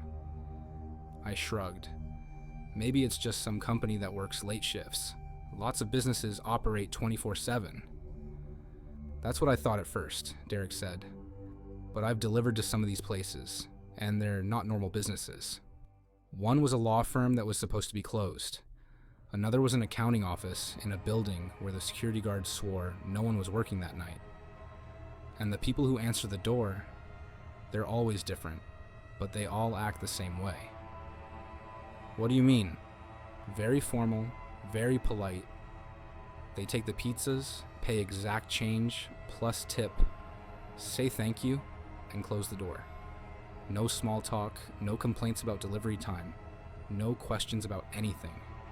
It's like they're all reading from the same script." I was intrigued, but Derek's stories sounded like the kind of urban legends that delivery drivers told to make their jobs seem more interesting than they actually were. Every pizza place had stories about weird customers or strange deliveries. I figured the protocol orders were probably just some quirky business clients who had specific preferences. I forgot about the conversation until 3 weeks later, when I got my first protocol order. It was a Saturday night, around 1:30 a.m. The bar rush had died down, and we were getting ready to start cleaning up for the night when the phone rang. I answered it, expecting another drunk college student ordering food to soak up the alcohol. "Gino's Pizza," I said. "Good evening," said a man's voice. He spoke very clearly and formally, with the kind of precise diction you might hear from a news anchor or a corporate spokesperson. "I would like to place an order for delivery." "Sure, what can I get for you?" 2 large pizzas, plain cheese, extra thin crust, no other toppings." I wrote down the order. "Okay, that'll be $22.40. What's the delivery address?" 1247 Commerce Street, Suite 1800, 18th floor. I knew Commerce Street. It was in the heart of the downtown business district, lined with office towers and corporate headquarters. And what's the name for the order? Johnson, the man said. The payment will be in cash. All right, that'll be about 30 minutes. Thank you, he said, and hung up without any further conversation. I made the pizzas and loaded them into my delivery bag. Commerce Street was about 15 minutes away, in an area that was usually deserted after business hours. As I drove through the empty downtown streets, I remembered Derek's stories about protocol orders and realized that this delivery matched his description perfectly. 1247 Commerce Street was a gleaming glass office tower, probably 30 stories tall. The lobby was dark except for security lighting, and I could see a lone security guard sitting at a desk near the elevators. I parked in the visitor area and walked up to the glass doors, which were locked. The security guard looked up when I knocked on the glass. He was an older man, probably in his 60s, wearing a standard security uniform. He walked over to the door and spoke through the glass. "We're closed," he said. "No one's supposed to be in the building after 10 p.m. "I have a pizza delivery for Suite 1800, I said, holding up the insulated bags. The guard looked confused. Suite 1800? That's Morrison and Associates. They haven't had anyone working late in months. Someone called and ordered pizza to be delivered here, I insisted. The name was Johnson. The guard stared at me for a moment, then pulled out a clipboard and checked something. I don't have any record of anyone being authorized to work late tonight, and I've been here since 6 p.m. No one's gone up to the 18th floor. I was starting to feel frustrated. Look, I have an order for this address. Someone's expecting this pizza. Can you just call up to Suite 1800 and check? The guard hesitated, then unlocked the door and let me into the lobby. I'll call up there, but I'm telling you, no one's supposed to be in that office.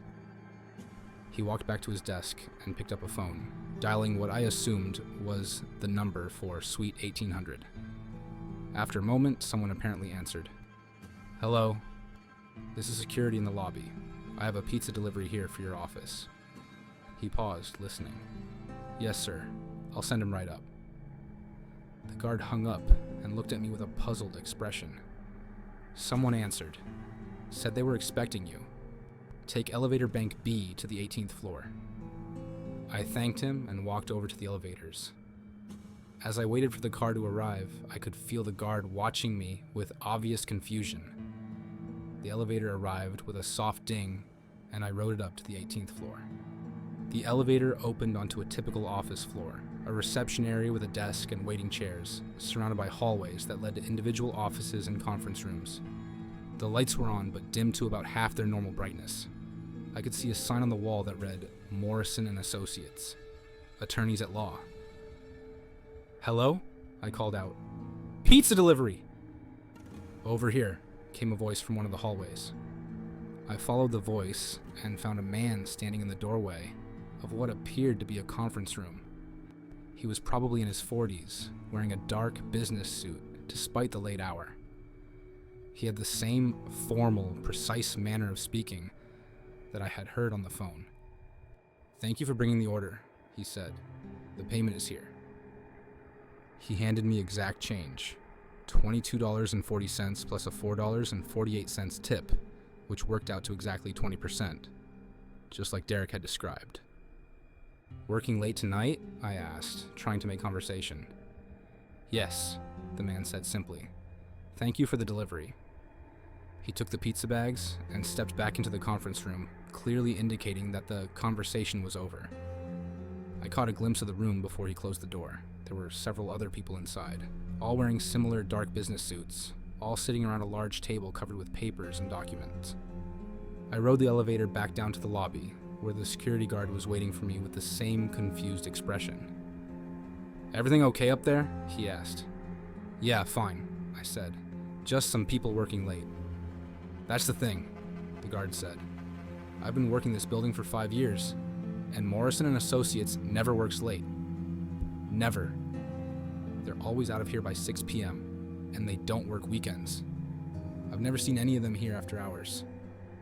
I didn't know what to say to that, so I just thanked him and left. But as I drove back to Gino's, I couldn't stop thinking about what the guard had said. If Morrison and Associates never worked late, who were the people I had just delivered pizza to? Over the next few weeks, I got 3 more protocol orders. Each one followed the same pattern. Late night call, 2 large plain cheese pizzas with extra thin crust, delivery to an office building, payment in exact change, plus 20% tip. The addresses were all different, but the routine was always identical. The second delivery was to a marketing firm on the 12th floor of another downtown office tower. The security guard there told me the same thing. The company never worked late, and he hadn't seen anyone go up to their floor all evening. But when I got upstairs, there were people in business suits waiting for the pizza, just like before. The third delivery was to an accounting office, and the fourth was to a consulting firm. In each case, the security guards were surprised that anyone was working late, but someone always answered when they called upstairs. I started paying closer attention to the people I was delivering to. They were always different individuals, but they all had the same characteristics. Middle-aged, professionally dressed, formal and polite, but not friendly. They never made small talk, never complained about delivery times, and never asked questions about the food. They took the pizzas, paid exact change plus tip, and dismissed me immediately. But what bothered me most was something I noticed during my 4th protocol delivery. As I was leaving the accounting office, I glanced back through the glass doors and saw something that made me stop in my tracks. The people inside weren't eating the pizza. They were just sitting around the conference table, the unopened boxes in front of them, continuing their meeting as if the food wasn't even there. I mentioned this to Derek the next time we worked together. "Yeah, I've noticed that too," he said. "I don't think they actually want the pizza. I think the delivery is just, I don't know, some kind of cover story or something." "Cover story for what?" Derek shrugged. "No idea.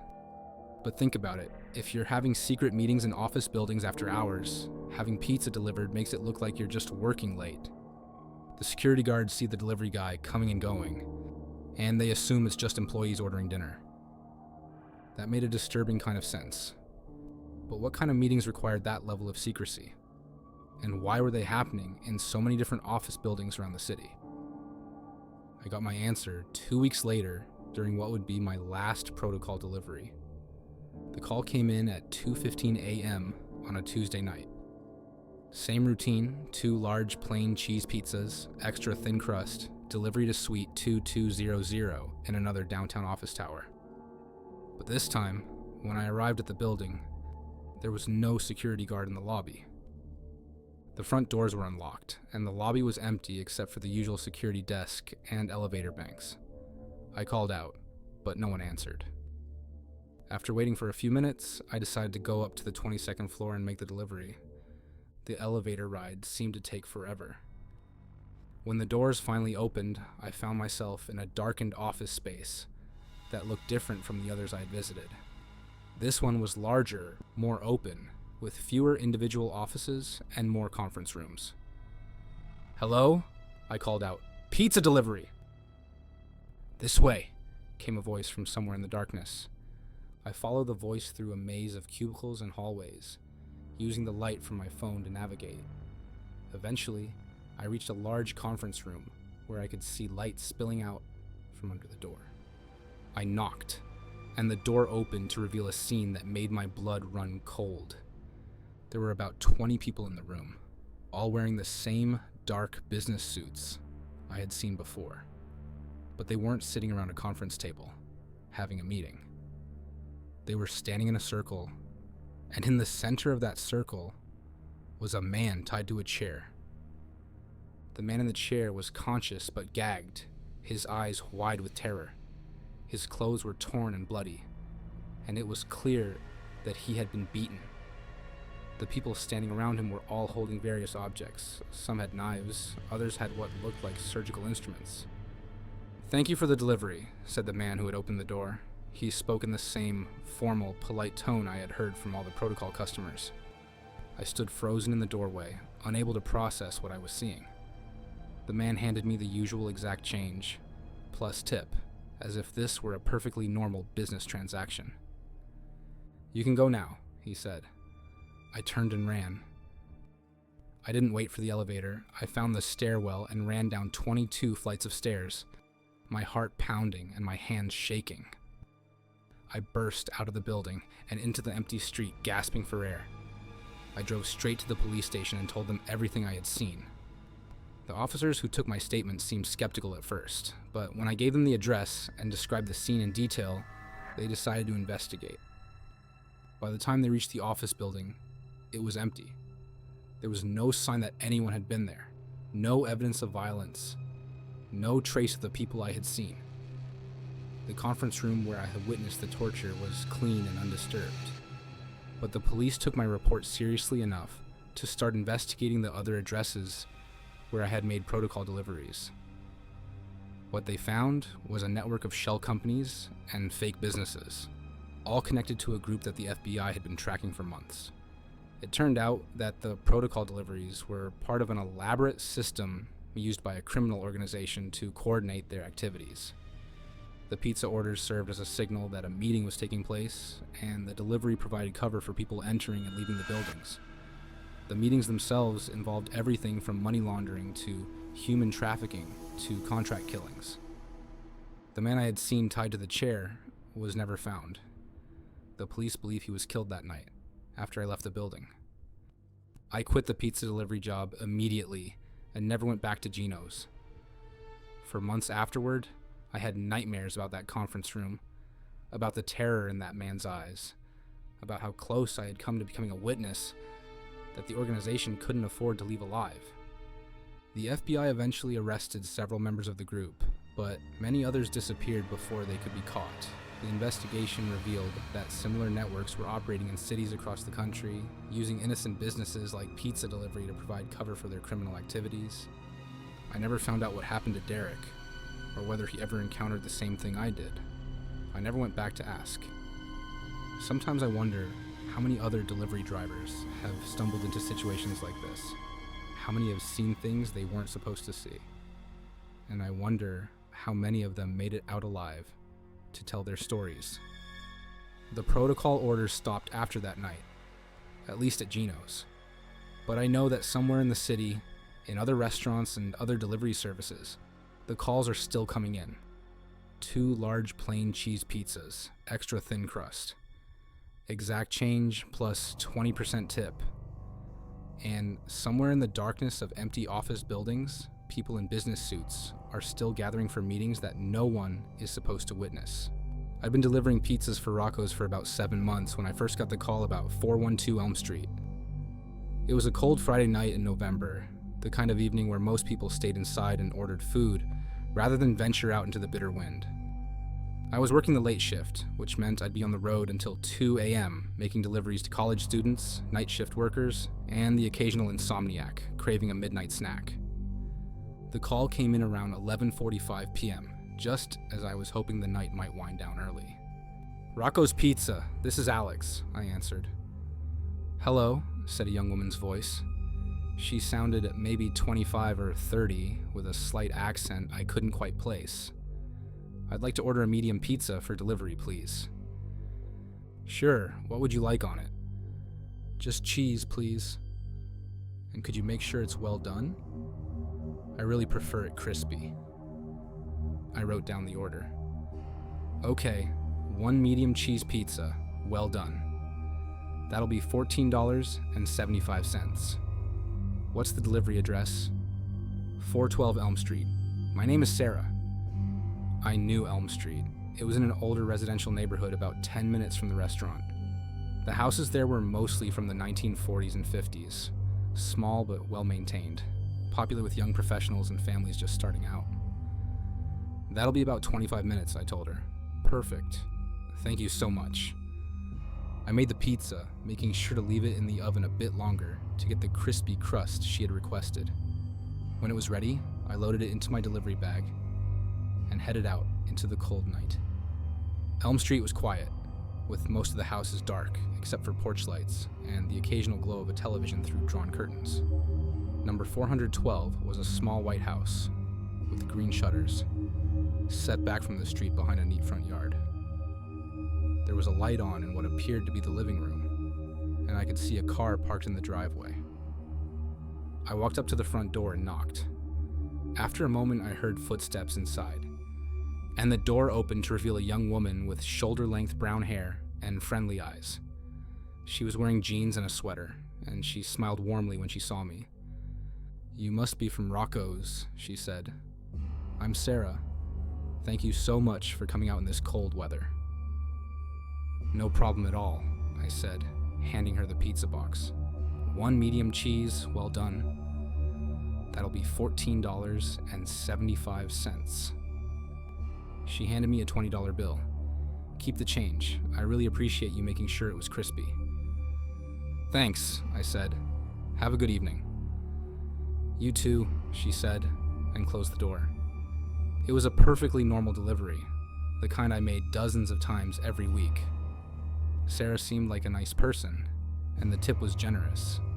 I didn't think about the interaction again until the following Friday, when I got another call from the same address. "Rocco's Pizza, this is Alex." "Hello," said the same young woman's voice.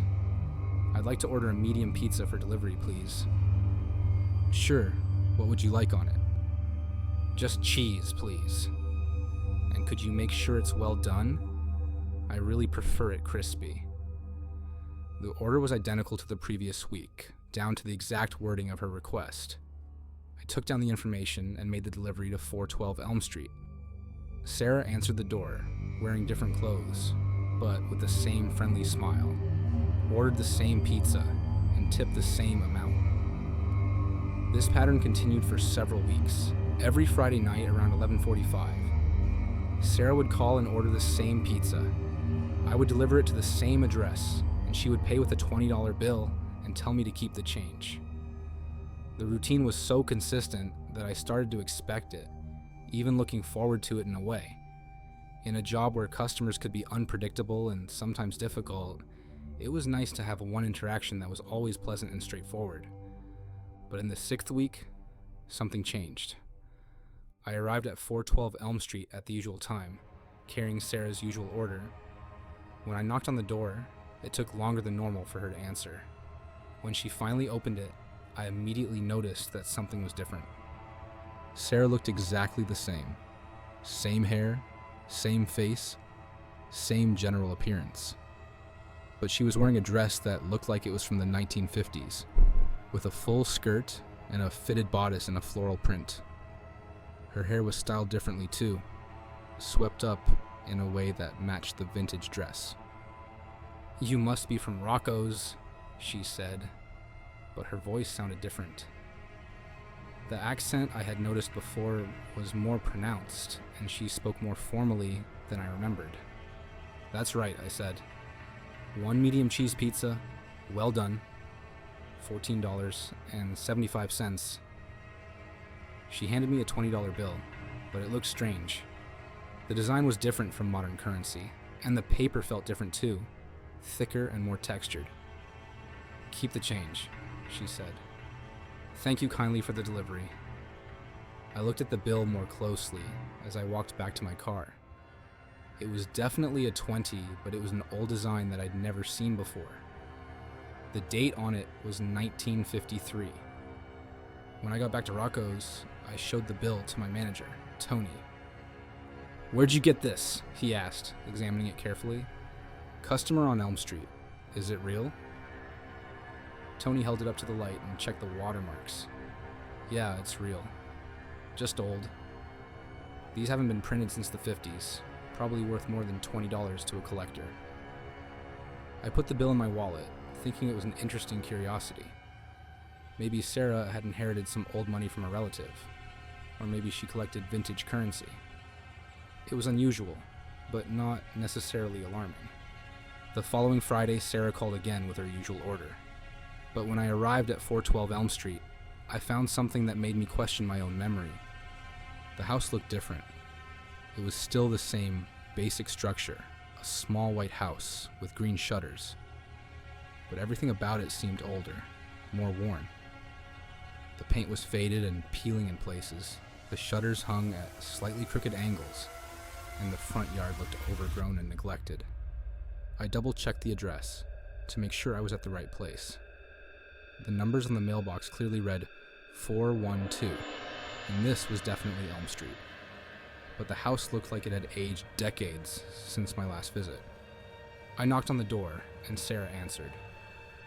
She was wearing the same style of 1950s dress, but this one was different. Blue instead of floral print. Her hair was styled in victory rolls, and she was wearing red lipstick that made her look like she had stepped out of an old movie.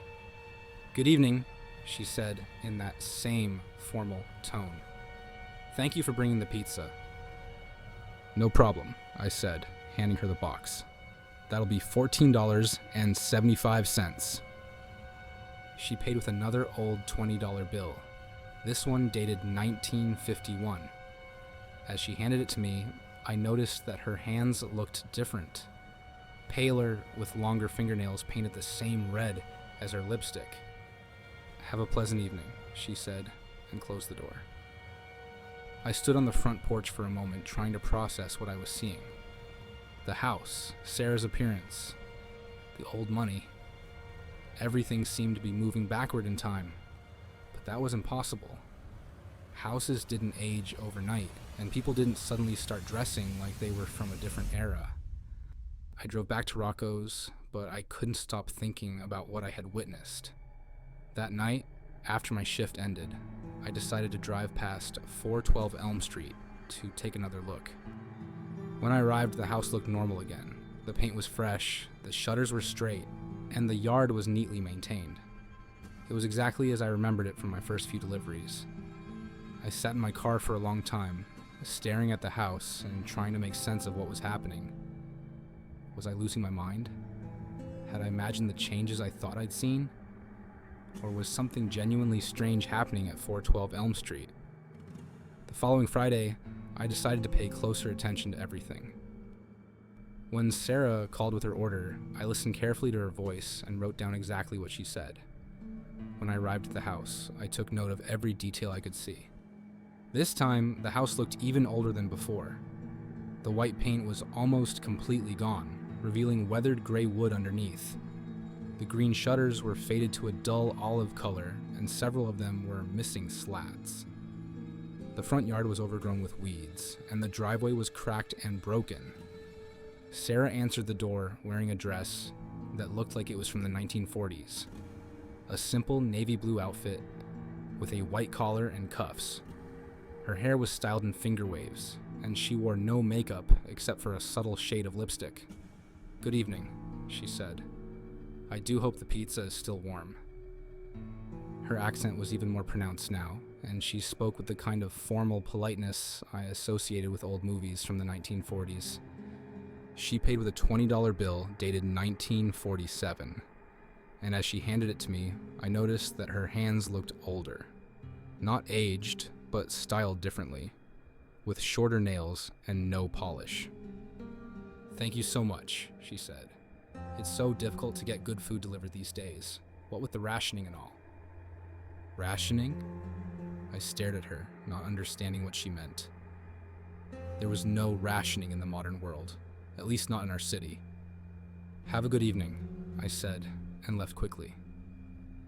As I drove back to Rocco's, I tried to make sense of what Sarah had said. Rationing had been a reality during World War II, when food and other goods were strictly controlled by the government. But that had ended in the 1940s, decades before I was born. I started researching 412 Elm Street when I got home that night. I searched online for property records, historical information, anything that might explain what I was experiencing.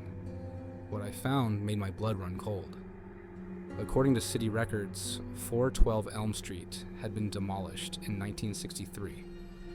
The lot had remained empty for several years before a new house was built in 1967.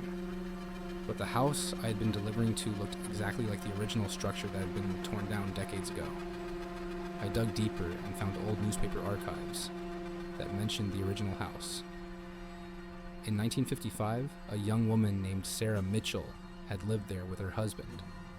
She had died in a car accident that winter, just before Christmas. The newspaper article included a photograph of Sarah Mitchell. She looked exactly like the woman I had been delivering pizza to. I printed out the article and stared at the photograph for a long time. There was no doubt it was the same person. The same face, the same hair, the same friendly smile. But Sarah Mitchell had been dead for over 60 years. The following Friday, I almost didn't go to work. I considered calling in sick or asking someone else to take the delivery if Sarah called, but I needed to know what was happening, even if it meant confronting something I didn't understand. The call came at exactly 11:45 p.m., just like always. Rocco's Pizza, this is Alex. Hello, said Sarah's voice, but it sounded different now, fainter, more distant, as if she were calling from very far away. I'd like to order a medium pizza for delivery, please. What would you like on it? I asked, though I already knew the answer. Just cheese, please. And could you make sure it's well done? I really prefer it crispy. I made the pizza and drove to Elm Street, my hands shaking as I gripped the steering wheel. When I arrived at 412, I found something that took my breath away. The house was barely there. It looked like a faded photograph, translucent and wavering, as if it might disappear entirely at any moment. The structure was the same, but it seemed to exist only partially in the real world. I walked up to the front door, which was so faint I could see through it to the empty lot beyond. I knocked, and the door opened to reveal Sarah. She was wearing a white dress now, simple and elegant, like something a bride might wear. Her hair was styled in soft waves, and she looked younger than I had ever seen her. Maybe 22 or 23. But she was as translucent as the house, like a ghost made of moonlight and memory. Thank you for coming, she said, her voice barely a whisper. I've been waiting so long for someone to remember. Remember what? I asked. That I was here, that I lived, that I mattered. She took the pizza box with hands that felt cold as winter air. Everyone forgot about me after the accident. The house was torn down, and it was like I never existed at all. She handed me a $20 bill that felt like tissue paper in my hands. When I looked at it, I could see that it was dated 1955, the year she had died. But you kept coming back, she continued, every Friday, just like I used to order pizza when I was alive. You remembered me even though you didn't know you were remembering. I stared at her, beginning to understand. You've been calling every Friday for months. Time works differently for me now, she said. I've been calling every Friday for decades, waiting for someone to answer, someone to come. You're the first person who could hear me, who could see me. Why me? Sarah smiled, and for a moment she looked almost solid again. I don't know. Maybe because you cared enough to notice when things changed. Maybe because you were kind to me, even when I was just another customer. The house around us was fading even more, becoming nothing but shadows and suggestions. Sarah was fading too, her white dress becoming as insubstantial as morning mist. I have to go now, she said. But thank you for remembering me. Thank you for making me feel real again, even if it was just for a little while. Wait, I said. What happens now? Now I can rest, she said. I don't have to keep calling, keep waiting. Someone remembered that Sarah Mitchell lived at 412 Elm Street, that she loved crispy pizza and always tipped well. That's enough. She stepped back into the fading house, and both she and the structure dissolved into the night air like smoke. I was left standing on an empty lot, holding a $20 bill that crumbled to dust in my hands. I never got another call from 412 Elm Street. The lot remained empty, just as the city records said it should be. But sometimes, on Friday nights, when I'm driving through that neighborhood, I think I can see the faint outline of a small white house with green shutters. And I remember a young woman who just wanted someone to know that she had existed. I kept the newspaper article about Sarah Mitchell in my wallet for a long time, until it became too worn and faded to read. But I never forgot her story, or the lesson she taught me about the importance of being remembered. Sometimes the dead don't want revenge or justice or closure. Sometimes they just want someone to acknowledge that they were here, that they lived and loved and mattered. And sometimes, if you're paying attention, you can give them that gift, even if it's just by delivering a pizza on a cold Friday night. I'd been delivering pizzas for Sal's for about 5 months when I first encountered the family on Birch Lane. It was a quiet Wednesday evening in early December, the kind of night where most people stayed inside to escape the bitter cold that had settled over our town like a frozen blanket. I was working the dinner shift, which usually meant a steady stream of orders from families who didn't want to cook and college students surviving on cheap food. The call came in around 8:30 p.m., just as the dinner rush was starting to wind down. "Sal's Pizza, this is Mike," I answered. "Good evening," said a woman's voice. She sounded middle-aged, with a warm, motherly tone that reminded me of my own mom. "I'd like to place a large order for delivery, please." "Sure. What can I get for you?" "We'll need 6 large pizzas, 2 pepperoni, 2 sausage, 1 supreme, and 1 with just cheese, all regular crust." I wrote down the order, impressed by the size. "Wow, that's quite a bit of food. Having a party tonight?" The woman laughed, a pleasant sound. Something like that. "We're a big family and everyone's home for dinner tonight. You know how it is with growing kids. They eat everything in sight." I calculated the total. "Okay, that comes to $89.50. What's the delivery address?" 1847 Birch Lane. The name is Henderson." I knew Birch Lane. It was in a newer subdivision on the outskirts of town, where larger families often lived in spacious 2-story homes with big yards, the kind of neighborhood where kids rode bikes in the street and parents hosted barbecues in their backyards. "That'll be about 40 minutes, I told her. "It's a big order, so it'll take a little extra time to get everything ready." "That's perfectly fine," Mrs. Henderson said. "We'll be waiting. Thank you so much." I spent the next 30 minutes making 6 large pizzas, carefully checking each order to make sure everything was correct. It was one of the biggest single orders I'd handled since starting the job, and I wanted to make sure the family got exactly what they'd requested. When the pizzas were ready, I loaded them into several insulated bags and headed out into the cold night. Birch Lane was about 15 minutes away, in a part of town I didn't visit very often. As I drove through the subdivision, I noticed how quiet it was.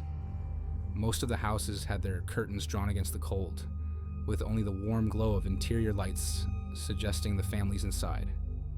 Number 1847 was a large colonial-style house, painted cream with dark green shutters. It sat on a corner lot with a spacious front yard and a circular driveway.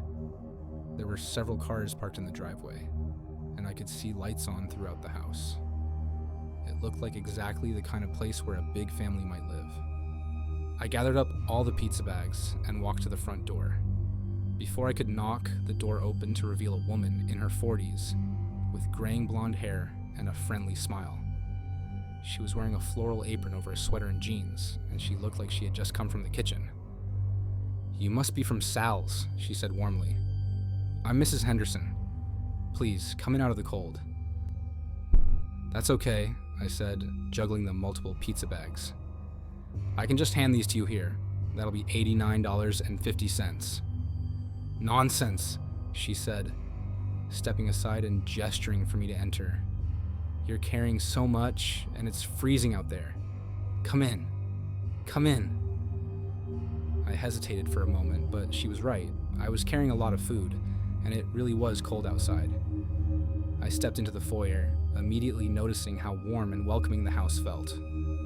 There was a delicious smell in the air, like something savory cooking in the oven, and I could hear the sounds of a large family, voices talking and laughing, children running around upstairs. "Just set those down on the hall table," Mrs. Henderson said. "Let me get my purse." As I set down the pizza bags, I looked around the foyer. It was decorated in a traditional style, with family photos covering the walls and a coat rack overflowing with jackets and scarves. Everything about the house suggested a large, active family that spent a lot of time together.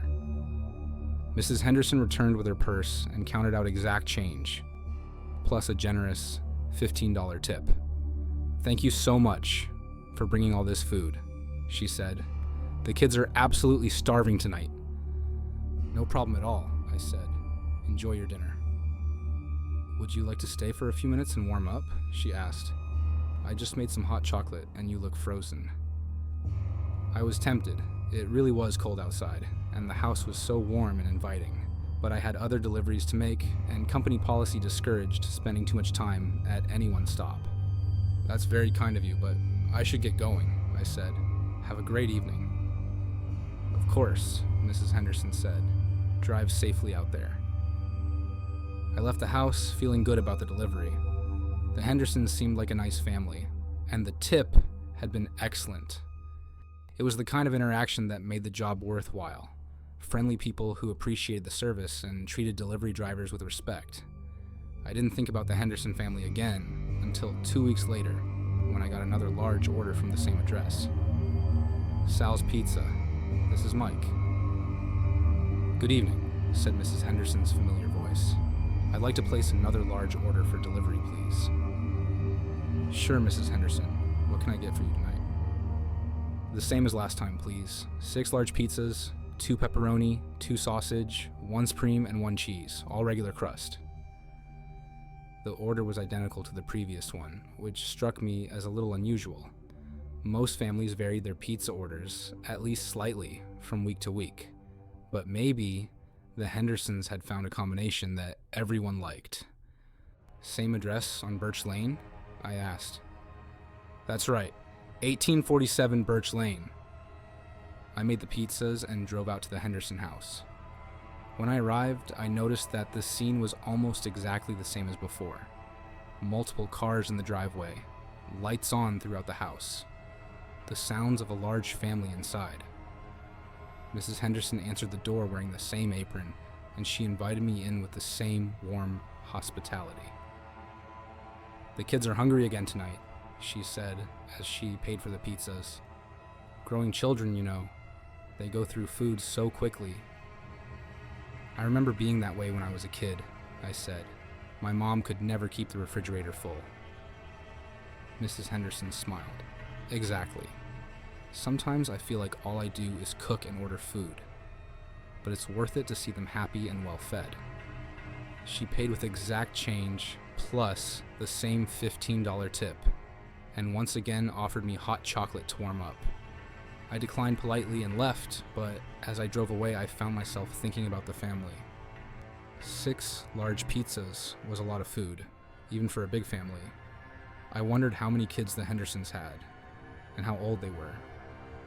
Over the next month, I delivered to the Henderson house 3 more times. Each order was identical. 6 large pizzas with the same toppings, delivered to the same address, paid for with exact change plus a $15 tip. Mrs. Henderson was always friendly and welcoming, always wearing the same apron, always talking about her hungry children. But I started to notice things that bothered me. Despite the sounds of a large family that I could hear from inside the house, I never actually saw any of the children. I never saw anyone other than Mrs. Henderson, in fact, and while she always talked about how much food her kids consumed, 6 large pizzas seemed like an enormous amount, even for a family with many children. During my 5th delivery to the Henderson house, I decided to pay closer attention to what I could observe. When Mrs. Henderson invited me inside, I lingered a bit longer than usual, listening to the sounds coming from other parts of the house. I could hear voices, multiple voices, both adults and children, but there was something strange about them. They seemed to be coming from the same room, and they had an odd, repetitive quality. as if the same conversations were happening over and over again. "Is everything all right?" Mrs. Henderson asked, noticing that I was listening intently. "Oh yes," I said quickly. "I just thought I heard someone calling for you." "Probably one of the kids wanting to know when dinner will be ready," she said with a laugh. "They're always impatient when they smell pizza." But as I left the house that night, I realized what had been bothering me about the voices.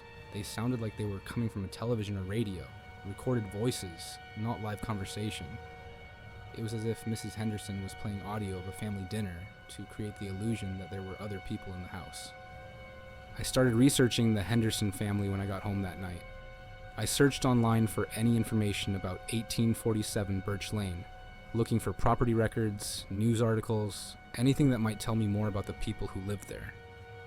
What I found was disturbing. According to public records, the house was owned by Margaret Henderson, a widow who lived alone. There was no mention of children or other family members. In fact, there were several news articles from local papers that painted a very different picture of Mrs. Henderson than the warm, motherly woman I had been delivering pizza to. 3 years earlier, Margaret Henderson had been investigated by Child Protective Services, following reports from neighbors about neglect and abuse. The investigation had found evidence that she'd been keeping several foster children in deplorable conditions, barely feeding them and confining them to small spaces in the house. The children had been removed from her care, and Mrs. Henderson had been banned from fostering or adopting any more children. But the article suggested that the investigation had been difficult because Mrs. Henderson was skilled at presenting a false image of herself as a caring, nurturing mother. I found more recent articles that were even more troubling. Over the past year, there had been several reports of missing teenagers in the area, runaways and kids from troubled homes who had disappeared without a trace. The police had investigated, but they had no leads and no evidence of foul play. But what caught my attention was a detail mentioned in one of the articles. A neighbor had reported seeing teenagers going into Mrs. Henderson's house late at night, but never seeing them leave. When police had questioned Mrs. Henderson about this, she had denied any knowledge of the missing kids. I stared at my computer screen, trying to process what I was reading. The warm, friendly woman who had been ordering pizza from us was apparently someone with a history of child abuse and possible connections to missing teenagers, and she was ordering enough food every 2 weeks to feed 6 or 7 people, despite supposedly living alone. The next time Mrs. Henderson called to place an order, I volunteered to take the delivery. I needed to see for myself what was really happening in that house. "Same order as usual?" I asked when she called. "Yes, please. 6 large pizzas, same toppings as always." "Mrs. Henderson, can I ask you something? That's a lot of food for one person. Are you having guests over?" There was a pause on the other end of the line. "I'm sorry, I don't understand. One person?" "Well, according to public records, you live alone. I was just curious about the large orders." Another pause, longer this time. "I think there's been some mistake. I have a large family, as I've told you before. Growing children who eat constantly." "Of course," I said. "I'll have your order ready in about 40 minutes. When I arrived at the Henderson house that night, I parked across the street instead of in the driveway. I wanted to observe the house for a few minutes before making the delivery. What I saw confirmed my suspicions. The house was lit up just like before, and I could hear the sounds of family conversation coming from inside. But as I watched more carefully, I noticed that the sounds were too regular, too repetitive. The same voices saying the same things at the same intervals. It was definitely recorded audio, probably played on a loop to create the illusion of a busy household. I also noticed something else that made my stomach turn. In one of the upstairs windows, I could see a face looking out. It was a young person, a teenager probably, with long dark hair. The face appeared for just a moment before disappearing back into the darkness of the room. But what disturbed me most was the expression on that face. It wasn't the look of someone casually glancing out a window. It was the look of someone desperate, someone trying to signal for help. I called 911 from my car. 911, what's your emergency?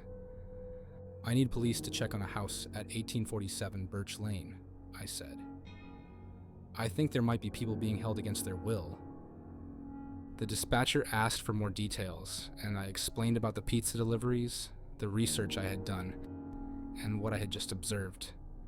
She told me to stay in my car and wait for officers to arrive. The police came within 10 minutes. 2 patrol cars that parked in front of the Henderson house. I watched as the officers approached the front door and knocked. Mrs. Henderson answered, and I could see her talking to them, probably giving them the same warm, motherly performance she had given me. But the officers weren't satisfied with whatever she told them. They asked to come inside, and after some discussion, Mrs. Henderson reluctantly let them in. What they found in that house made national news. In the basement and several upstairs bedrooms, police discovered 6 teenagers who had been reported missing over the past 18 months. They were malnourished, confined to small spaces, and showed signs of physical and psychological abuse.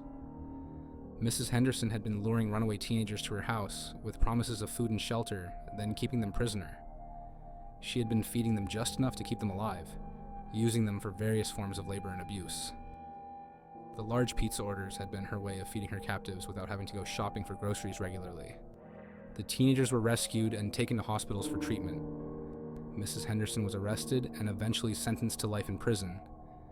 The investigation revealed that she had been operating this scheme for years and that there might have been other victims who were never found. I testified at her trial, describing the pizza deliveries and what had led me to become suspicious. The prosecutor said that my observations had been crucial in uncovering the crime and saving the lives of the 6 teenagers. But what haunts me most is thinking about how long this had been going on, and how many times I had delivered food to that house without realizing what was happening inside. Those kids had been just a few feet away from me, trapped and desperate, while I chatted pleasantly with their captor about the weather and growing children. I quit the pizza delivery job after the trial. I couldn't handle the thought of going to strangers' houses, never knowing what might be hidden behind their friendly facades. For months afterward, I had nightmares about that face in the window, about the desperate look in those eyes, about how close I had come to walking away without helping. Sometimes I wonder how many other Mrs. Hendersons are out there, hiding their crimes behind the mask of suburban normalcy. How many delivery drivers, repair technicians, and service workers encounter signs of something wrong but don't recognize them or don't act on their suspicions? The house on Birch Lane was eventually sold and demolished. The new owners built a different house on the lot, trying to erase the memory of what had happened there. But I drive past that street sometimes, and I think about the 6 teenagers who spent months or years trapped in that basement, listening to recorded family conversations and waiting for someone to notice that something was wrong.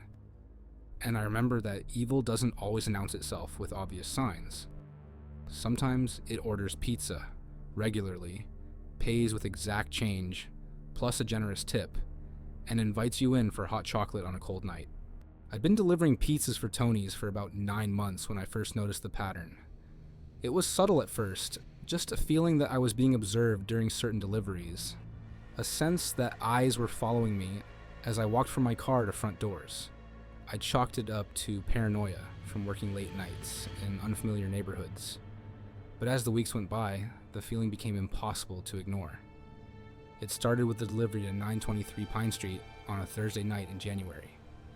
The order was simple enough: 1 large pepperoni pizza for a customer named Johnson. Pine Street was in a middle-class neighborhood where I'd made dozens of deliveries before, nothing out of the ordinary. But as I walked up to the house, I had the distinct sensation that someone was watching me from the shadows. I knocked on the door and waited. Mr. Johnson answered, a man in his 50s with thinning hair and wire-rimmed glasses. He seemed nervous, constantly glancing over my shoulder as if he expected to see someone behind me. "Pizza delivery," I said, holding up the insulated bag.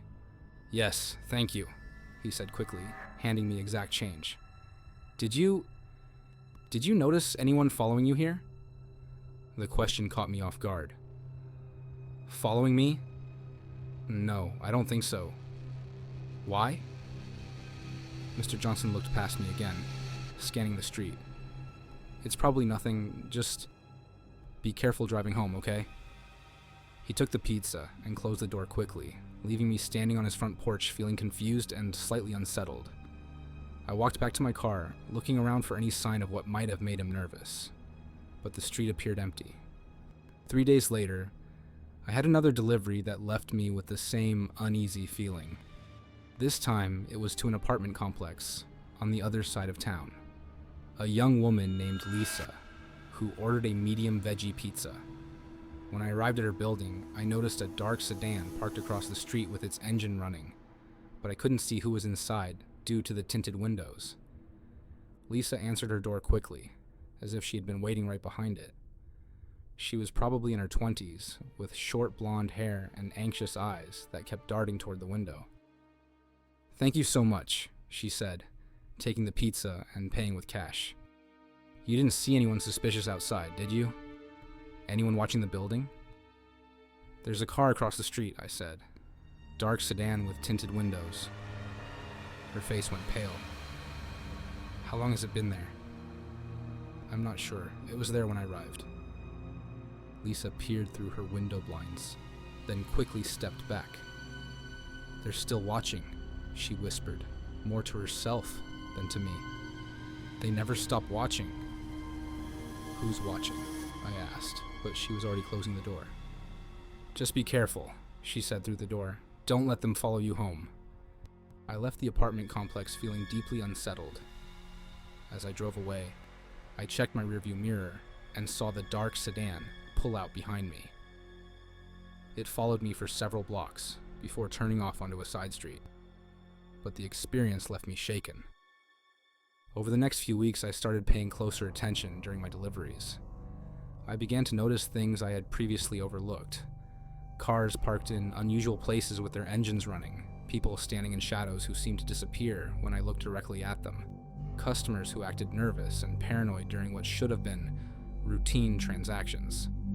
The pattern became clearer when I delivered to Mrs. Chen on Maple Avenue. She was an elderly woman who lived alone in a small house, and she ordered Chinese food from the restaurant next to Tony's about once a week. But this time, she had specifically requested pizza delivery.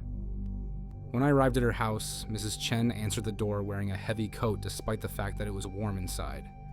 She looked exhausted, with dark circles under her eyes and a tremor in her hands. "Thank you for coming," she said, glancing nervously up and down the street. "I couldn't order from my usual place anymore. They know about that." "Who knows about what?" I asked. Mrs. Chen pulled me inside and closed the door quickly, turning multiple locks. "The Watchers," she said. "They've been monitoring my food deliveries, tracking my patterns. I had to change restaurants to throw them off." I stared at her, not sure how to respond. "Mrs. Chen, are you feeling all right? Maybe you should call someone, a family member, or..." "You think I'm crazy," she interrupted. "That's what they want you to think. That's how they operate. They make you doubt your own sanity." She paid for the pizza with shaking hands, then walked to her living room window and peered through a gap in the curtains.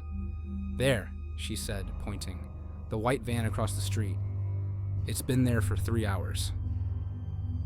I looked where she was pointing and saw plain white vans parked under a streetlight. It looked like any number of work vehicles I saw around the city every day. "That could be anyone," I said. "A plumber, an electrician." "Look at the license plate," Mrs. Chen said. I squinted at the van and realized she was right to be suspicious. The license plate was completely blank. No numbers, no letters, just a white rectangle where the registration should have been. "They use unmarked vehicles," Mrs. Chen continued. "They think we won't notice, but some of us have learned to spot the signs. The blank plates, the tinted windows, the way they always park with a clear view of our front doors." I left Mrs. Chen's house feeling more confused than ever. The blank license plate was definitely strange. But that didn't necessarily mean there was some kind of surveillance operation targeting pizza delivery customers. Maybe the van belonged to someone who had just bought it and hadn't registered it yet. But over the next month, I started seeing more vehicles with blank or obscured license plates during my deliveries. They were always parked in positions where they could observe the houses I was visiting, and they always seemed to leave shortly after I did. I also began to notice that certain customers were exhibiting similar patterns of paranoid behavior. They would ask if I had been followed, warn me to be careful, and make cryptic references to watchers or them. At first, I assumed these were isolated cases, people with mental health issues or conspiracy theorists who had found each other online. But then I delivered to David Martinez on Oak Street, and everything changed. David was a man in his 30s who worked as a software engineer for a local tech company. He seemed completely rational and articulate, not at all like someone prone to paranoid delusions. When I arrived at his house with his order, he invited me inside and offered me a cup of coffee. "I need to show you something," he said, leading me to his home office. "I've been documenting what's been happening." His office walls were covered with photographs, maps, and charts that looked like something from a detective movie. There were pictures of various vehicles with blank or obscured license plates, surveillance footage from his home security system, and detailed logs of suspicious activity in his neighborhood. "It started about 6 months ago," David explained. "I noticed the same cars showing up repeatedly during food deliveries. At first, I thought it was just coincidence, but then I started keeping records." He showed me a spreadsheet on his computer that tracked delivery dates, times, and corresponding surveillance activity. The correlation was undeniable. Every time David ordered food for delivery, unmarked vehicles would appear in his neighborhood within minutes.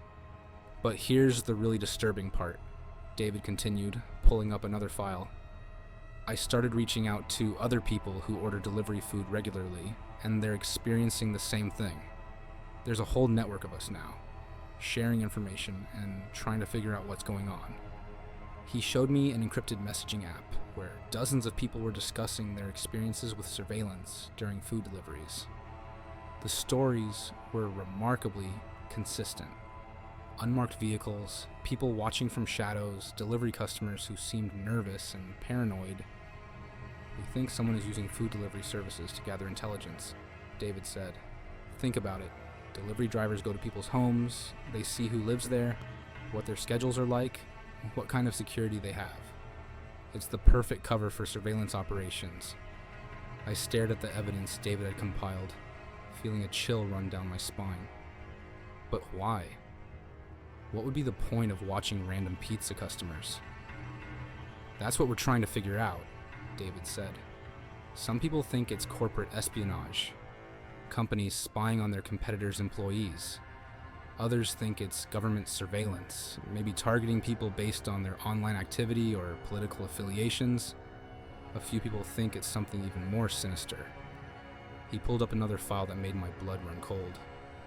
It was a list of people who had been reporting surveillance activity during food deliveries. Next to each name was a date, and next to some of the dates was a red X. "What do the X's mean?" I asked, though I was afraid I already knew the answer. "Missing," David said quietly. "These are people who were part of our network, reporting regular surveillance activity. And then they just disappeared. No forwarding address, no explanation. No contact with friends or family." I counted the red X's. There were 7 of them. "This could be coincidence," I said, though I didn't really believe it.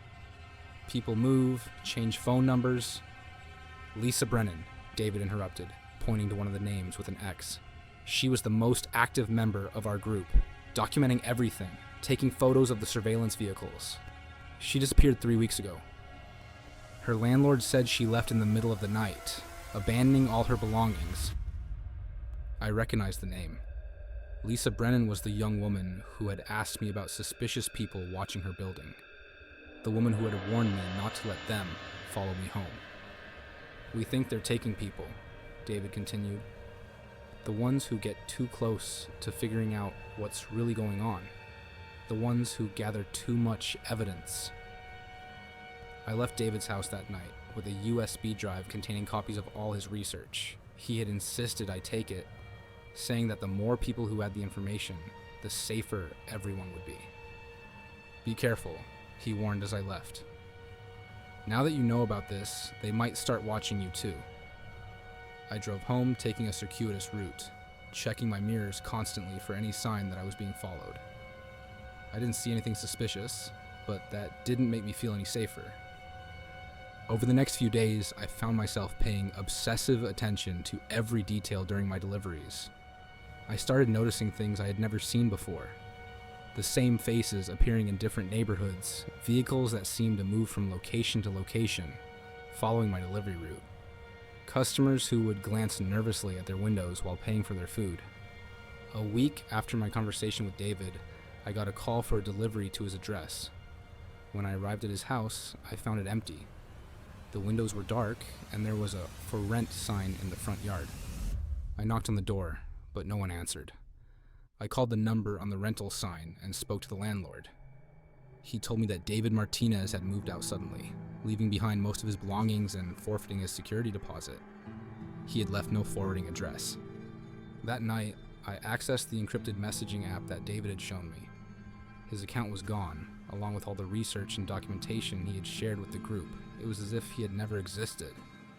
I quit the pizza delivery job the next day. I told my manager that I was going back to school and needed to focus on my studies, but the truth was that I was terrified. I had seen too much, learned too much about whatever was happening to the people who ordered delivery food in our city. For months afterward, I found myself looking over my shoulder, checking for unmarked vehicles, wondering if I was being watched. I moved to a different apartment across town and stopped ordering delivery food entirely. I paid cash for everything and avoided using my real name whenever possible. I never found out what happened to David Martinez, Lisa Brennan, or the other people who had disappeared.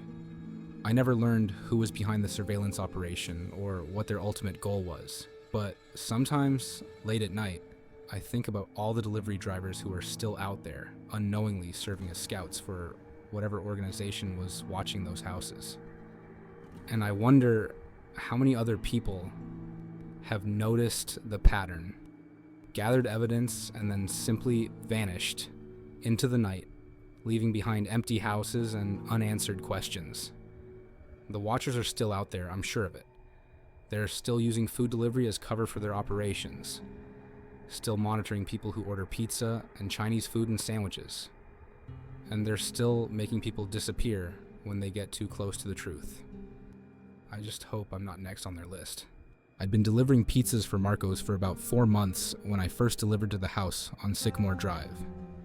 It was a routine Tuesday evening in March, the kind of quiet night where orders came in sporadically, and I spent most of my time restocking supplies and cleaning the prep area. When the phone rang around 9:15 p.m., I was grateful for something to do. "Marco's Pizza, this is Ryan," I answered. "Hello," said a man's voice.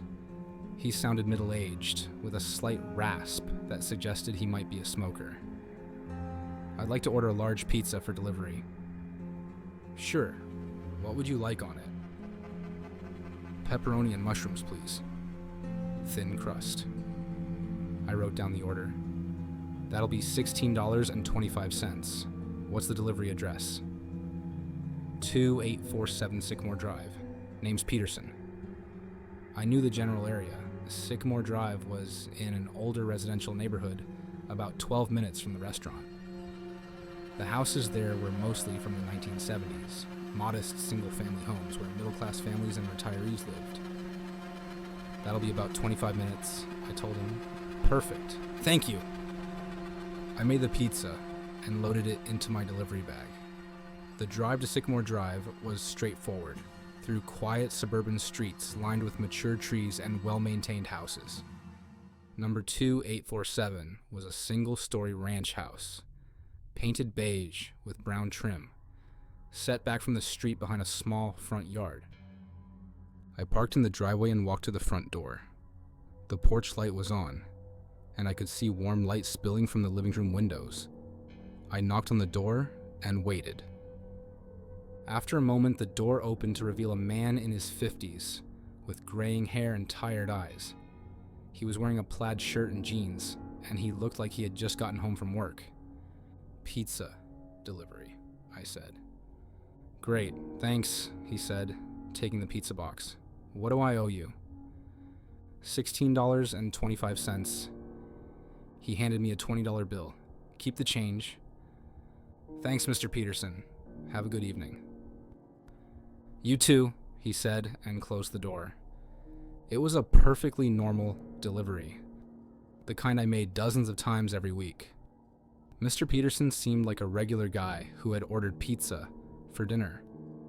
I didn't think about the interaction again until exactly 1 week later, when I got another call from the same address. "Marco's Pizza. This is Ryan." "Hello," said the same raspy voice. "I'd like to order a large pizza for delivery." "Sure. What would you like on it?" "Pepperoni and mushrooms, please. Thin crust." The order was identical to the previous week, which wasn't unusual.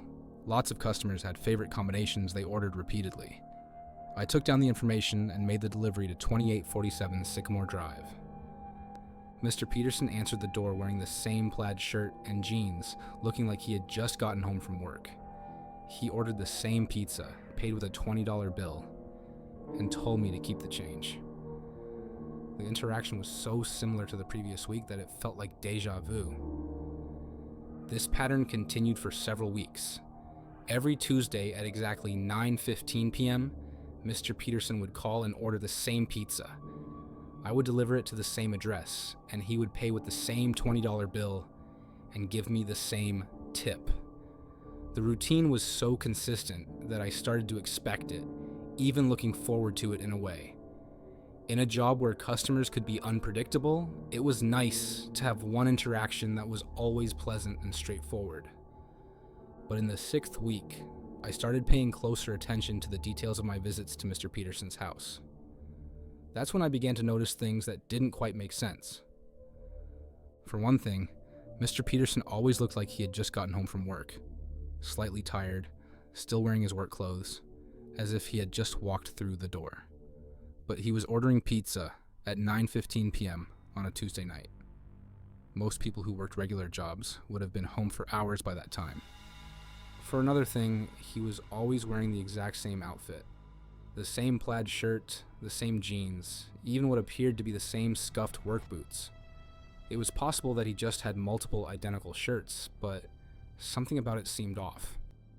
Most strangely, the $20 bill he paid with always looked brand new. Not just clean, but actually crisp and fresh, as if it had just come from the bank. And when I looked at it more closely, I realized it was always the same bill. Same serial number, same tiny crease in the upper right corner. During my 7th delivery to Mr. Peterson's house, I decided to test something. When he handed me the $20 bill, I made a small mark on it with my pen. Just a tiny dot that wouldn't be noticeable unless you were looking for it. "Thanks, Mr. Peterson," I said. "See you next week." He looked at me with a slightly confused expression. "Next week?"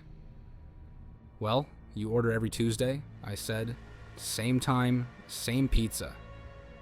"Do I?" he asked, as if he genuinely didn't know. I guess I must really like this combination. The following Tuesday, Mr. Peterson called at exactly 9:15 p.m. with his usual order. When I arrived at his house, he answered the door wearing the same plaid shirt and jeans, looking like he had just gotten home from work. And when he paid me, he handed me the same $20 bill. But the mark I had made on it was gone. I stared at the bill, trying to make sense of what I was seeing. It was definitely the same bill, same serial number, same crease in the corner, but there was no trace of the mark I had made on it the week before. "Is everything okay?" Mr. Peterson asked, noticing my confusion. "Yeah, sorry," I said. "Just thought I recognized this bill." "Recognized it? That's odd. I just got it from the bank today." But that was impossible. Banks didn't give out the same specific bill to the same person week after week. And even if they did, how could the mark I had made have disappeared? I left Mr. Peterson's house that night feeling deeply unsettled. Something was very wrong with the situation, but I couldn't figure out what it was. The logical part of my mind said that I must be mistaken about the bill, that I was seeing patterns that didn't really exist, but I knew what I had observed. The following week, I decided to conduct a more elaborate test. Before making the delivery, I wrote down the serial number of every $20 bill in my wallet. When Mr. Peterson paid me, I checked the serial number against my list. It wasn't one of the bills I had started with. But when I got back to Marco's and checked my wallet again, the bill Mr. Peterson had given me was gone. In its place was one of the original 20s from my list, one that I was certain I had spent earlier in the day. I started keeping detailed notes about my deliveries to Mr. Peterson's house. I recorded the time of each call, the exact words he used when ordering, what he was wearing, how he looked, what he said during our brief interaction. What I discovered was that everything was identical, down to the smallest detail. Not just similar, identical. Mr. Peterson used the exact same words, in the exact same order every time he called. He answered the door at the exact same moment after I knocked. He was always wearing the same clothes, had the same slightly tired expression, made the same small talk about the weather. Even his body language was identical from week to week. It was as if the same scene was being replayed over and over again, like a video loop that reset itself every Tuesday at 9:15 p.m. But the most disturbing discovery came during my 10th delivery to the house. As I was walking back to my car, I glanced through the living room window and saw something that made my blood run cold. Mr. Peterson was sitting in a chair facing the television, but he wasn't moving. He was completely still, staring straight ahead with a blank expression. The pizza box was sitting unopened on the coffee table in front of him, and he showed no interest in it whatsoever. I watched for several minutes, but he never moved. He didn't blink, didn't shift position, didn't even seem to be breathing. He just sat there like a mannequin, staring at a television that wasn't even turned on. I knocked on the window, but he didn't react. I called his name, but there was no response. It was as if he had simply shut down the moment I left the house. The next Tuesday, I arrived at Mr. Peterson's house 15 minutes early and parked across the street where I could observe without being seen. At exactly 9:10 p.m., the lights in the house suddenly came on. At 9:12, I saw a figure move past the living room window.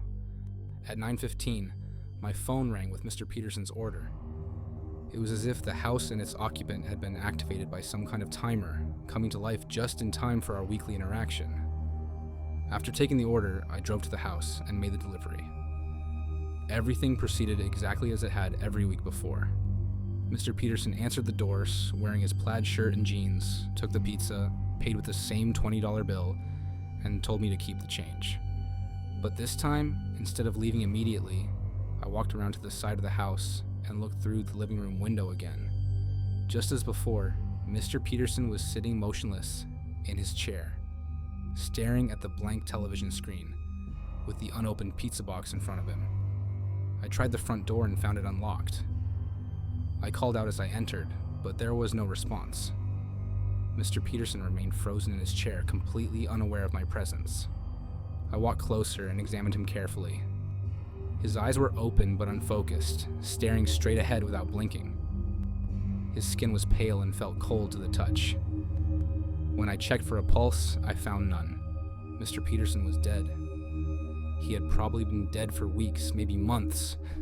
But somehow, every Tuesday at 9:15 p.m., he came back to life just long enough to order pizza and interact with me for a few minutes. I called 911 from my cell phone, but when the police and paramedics arrived, they found nothing. The house was empty, with no sign that anyone had been living there recently. There was no body in the chair, no pizza box on the coffee table, no evidence of the scene I had just witnessed. The officers took my statement, but I could tell they thought I was either lying or having some kind of mental breakdown. They checked the property records and found that the house had been empty for over a year. The previous owner, a man named Robert Peterson, had died of a heart attack in that very living room. I never got another call from 2847 Sycamore Drive. The weekly routine that had become such a regular part of my schedule simply stopped, as if whatever force had been animating Mr. Peterson had finally run out of energy. But sometimes, on Tuesday nights around 9:15 p.m., I find myself driving past Sycamore Drive.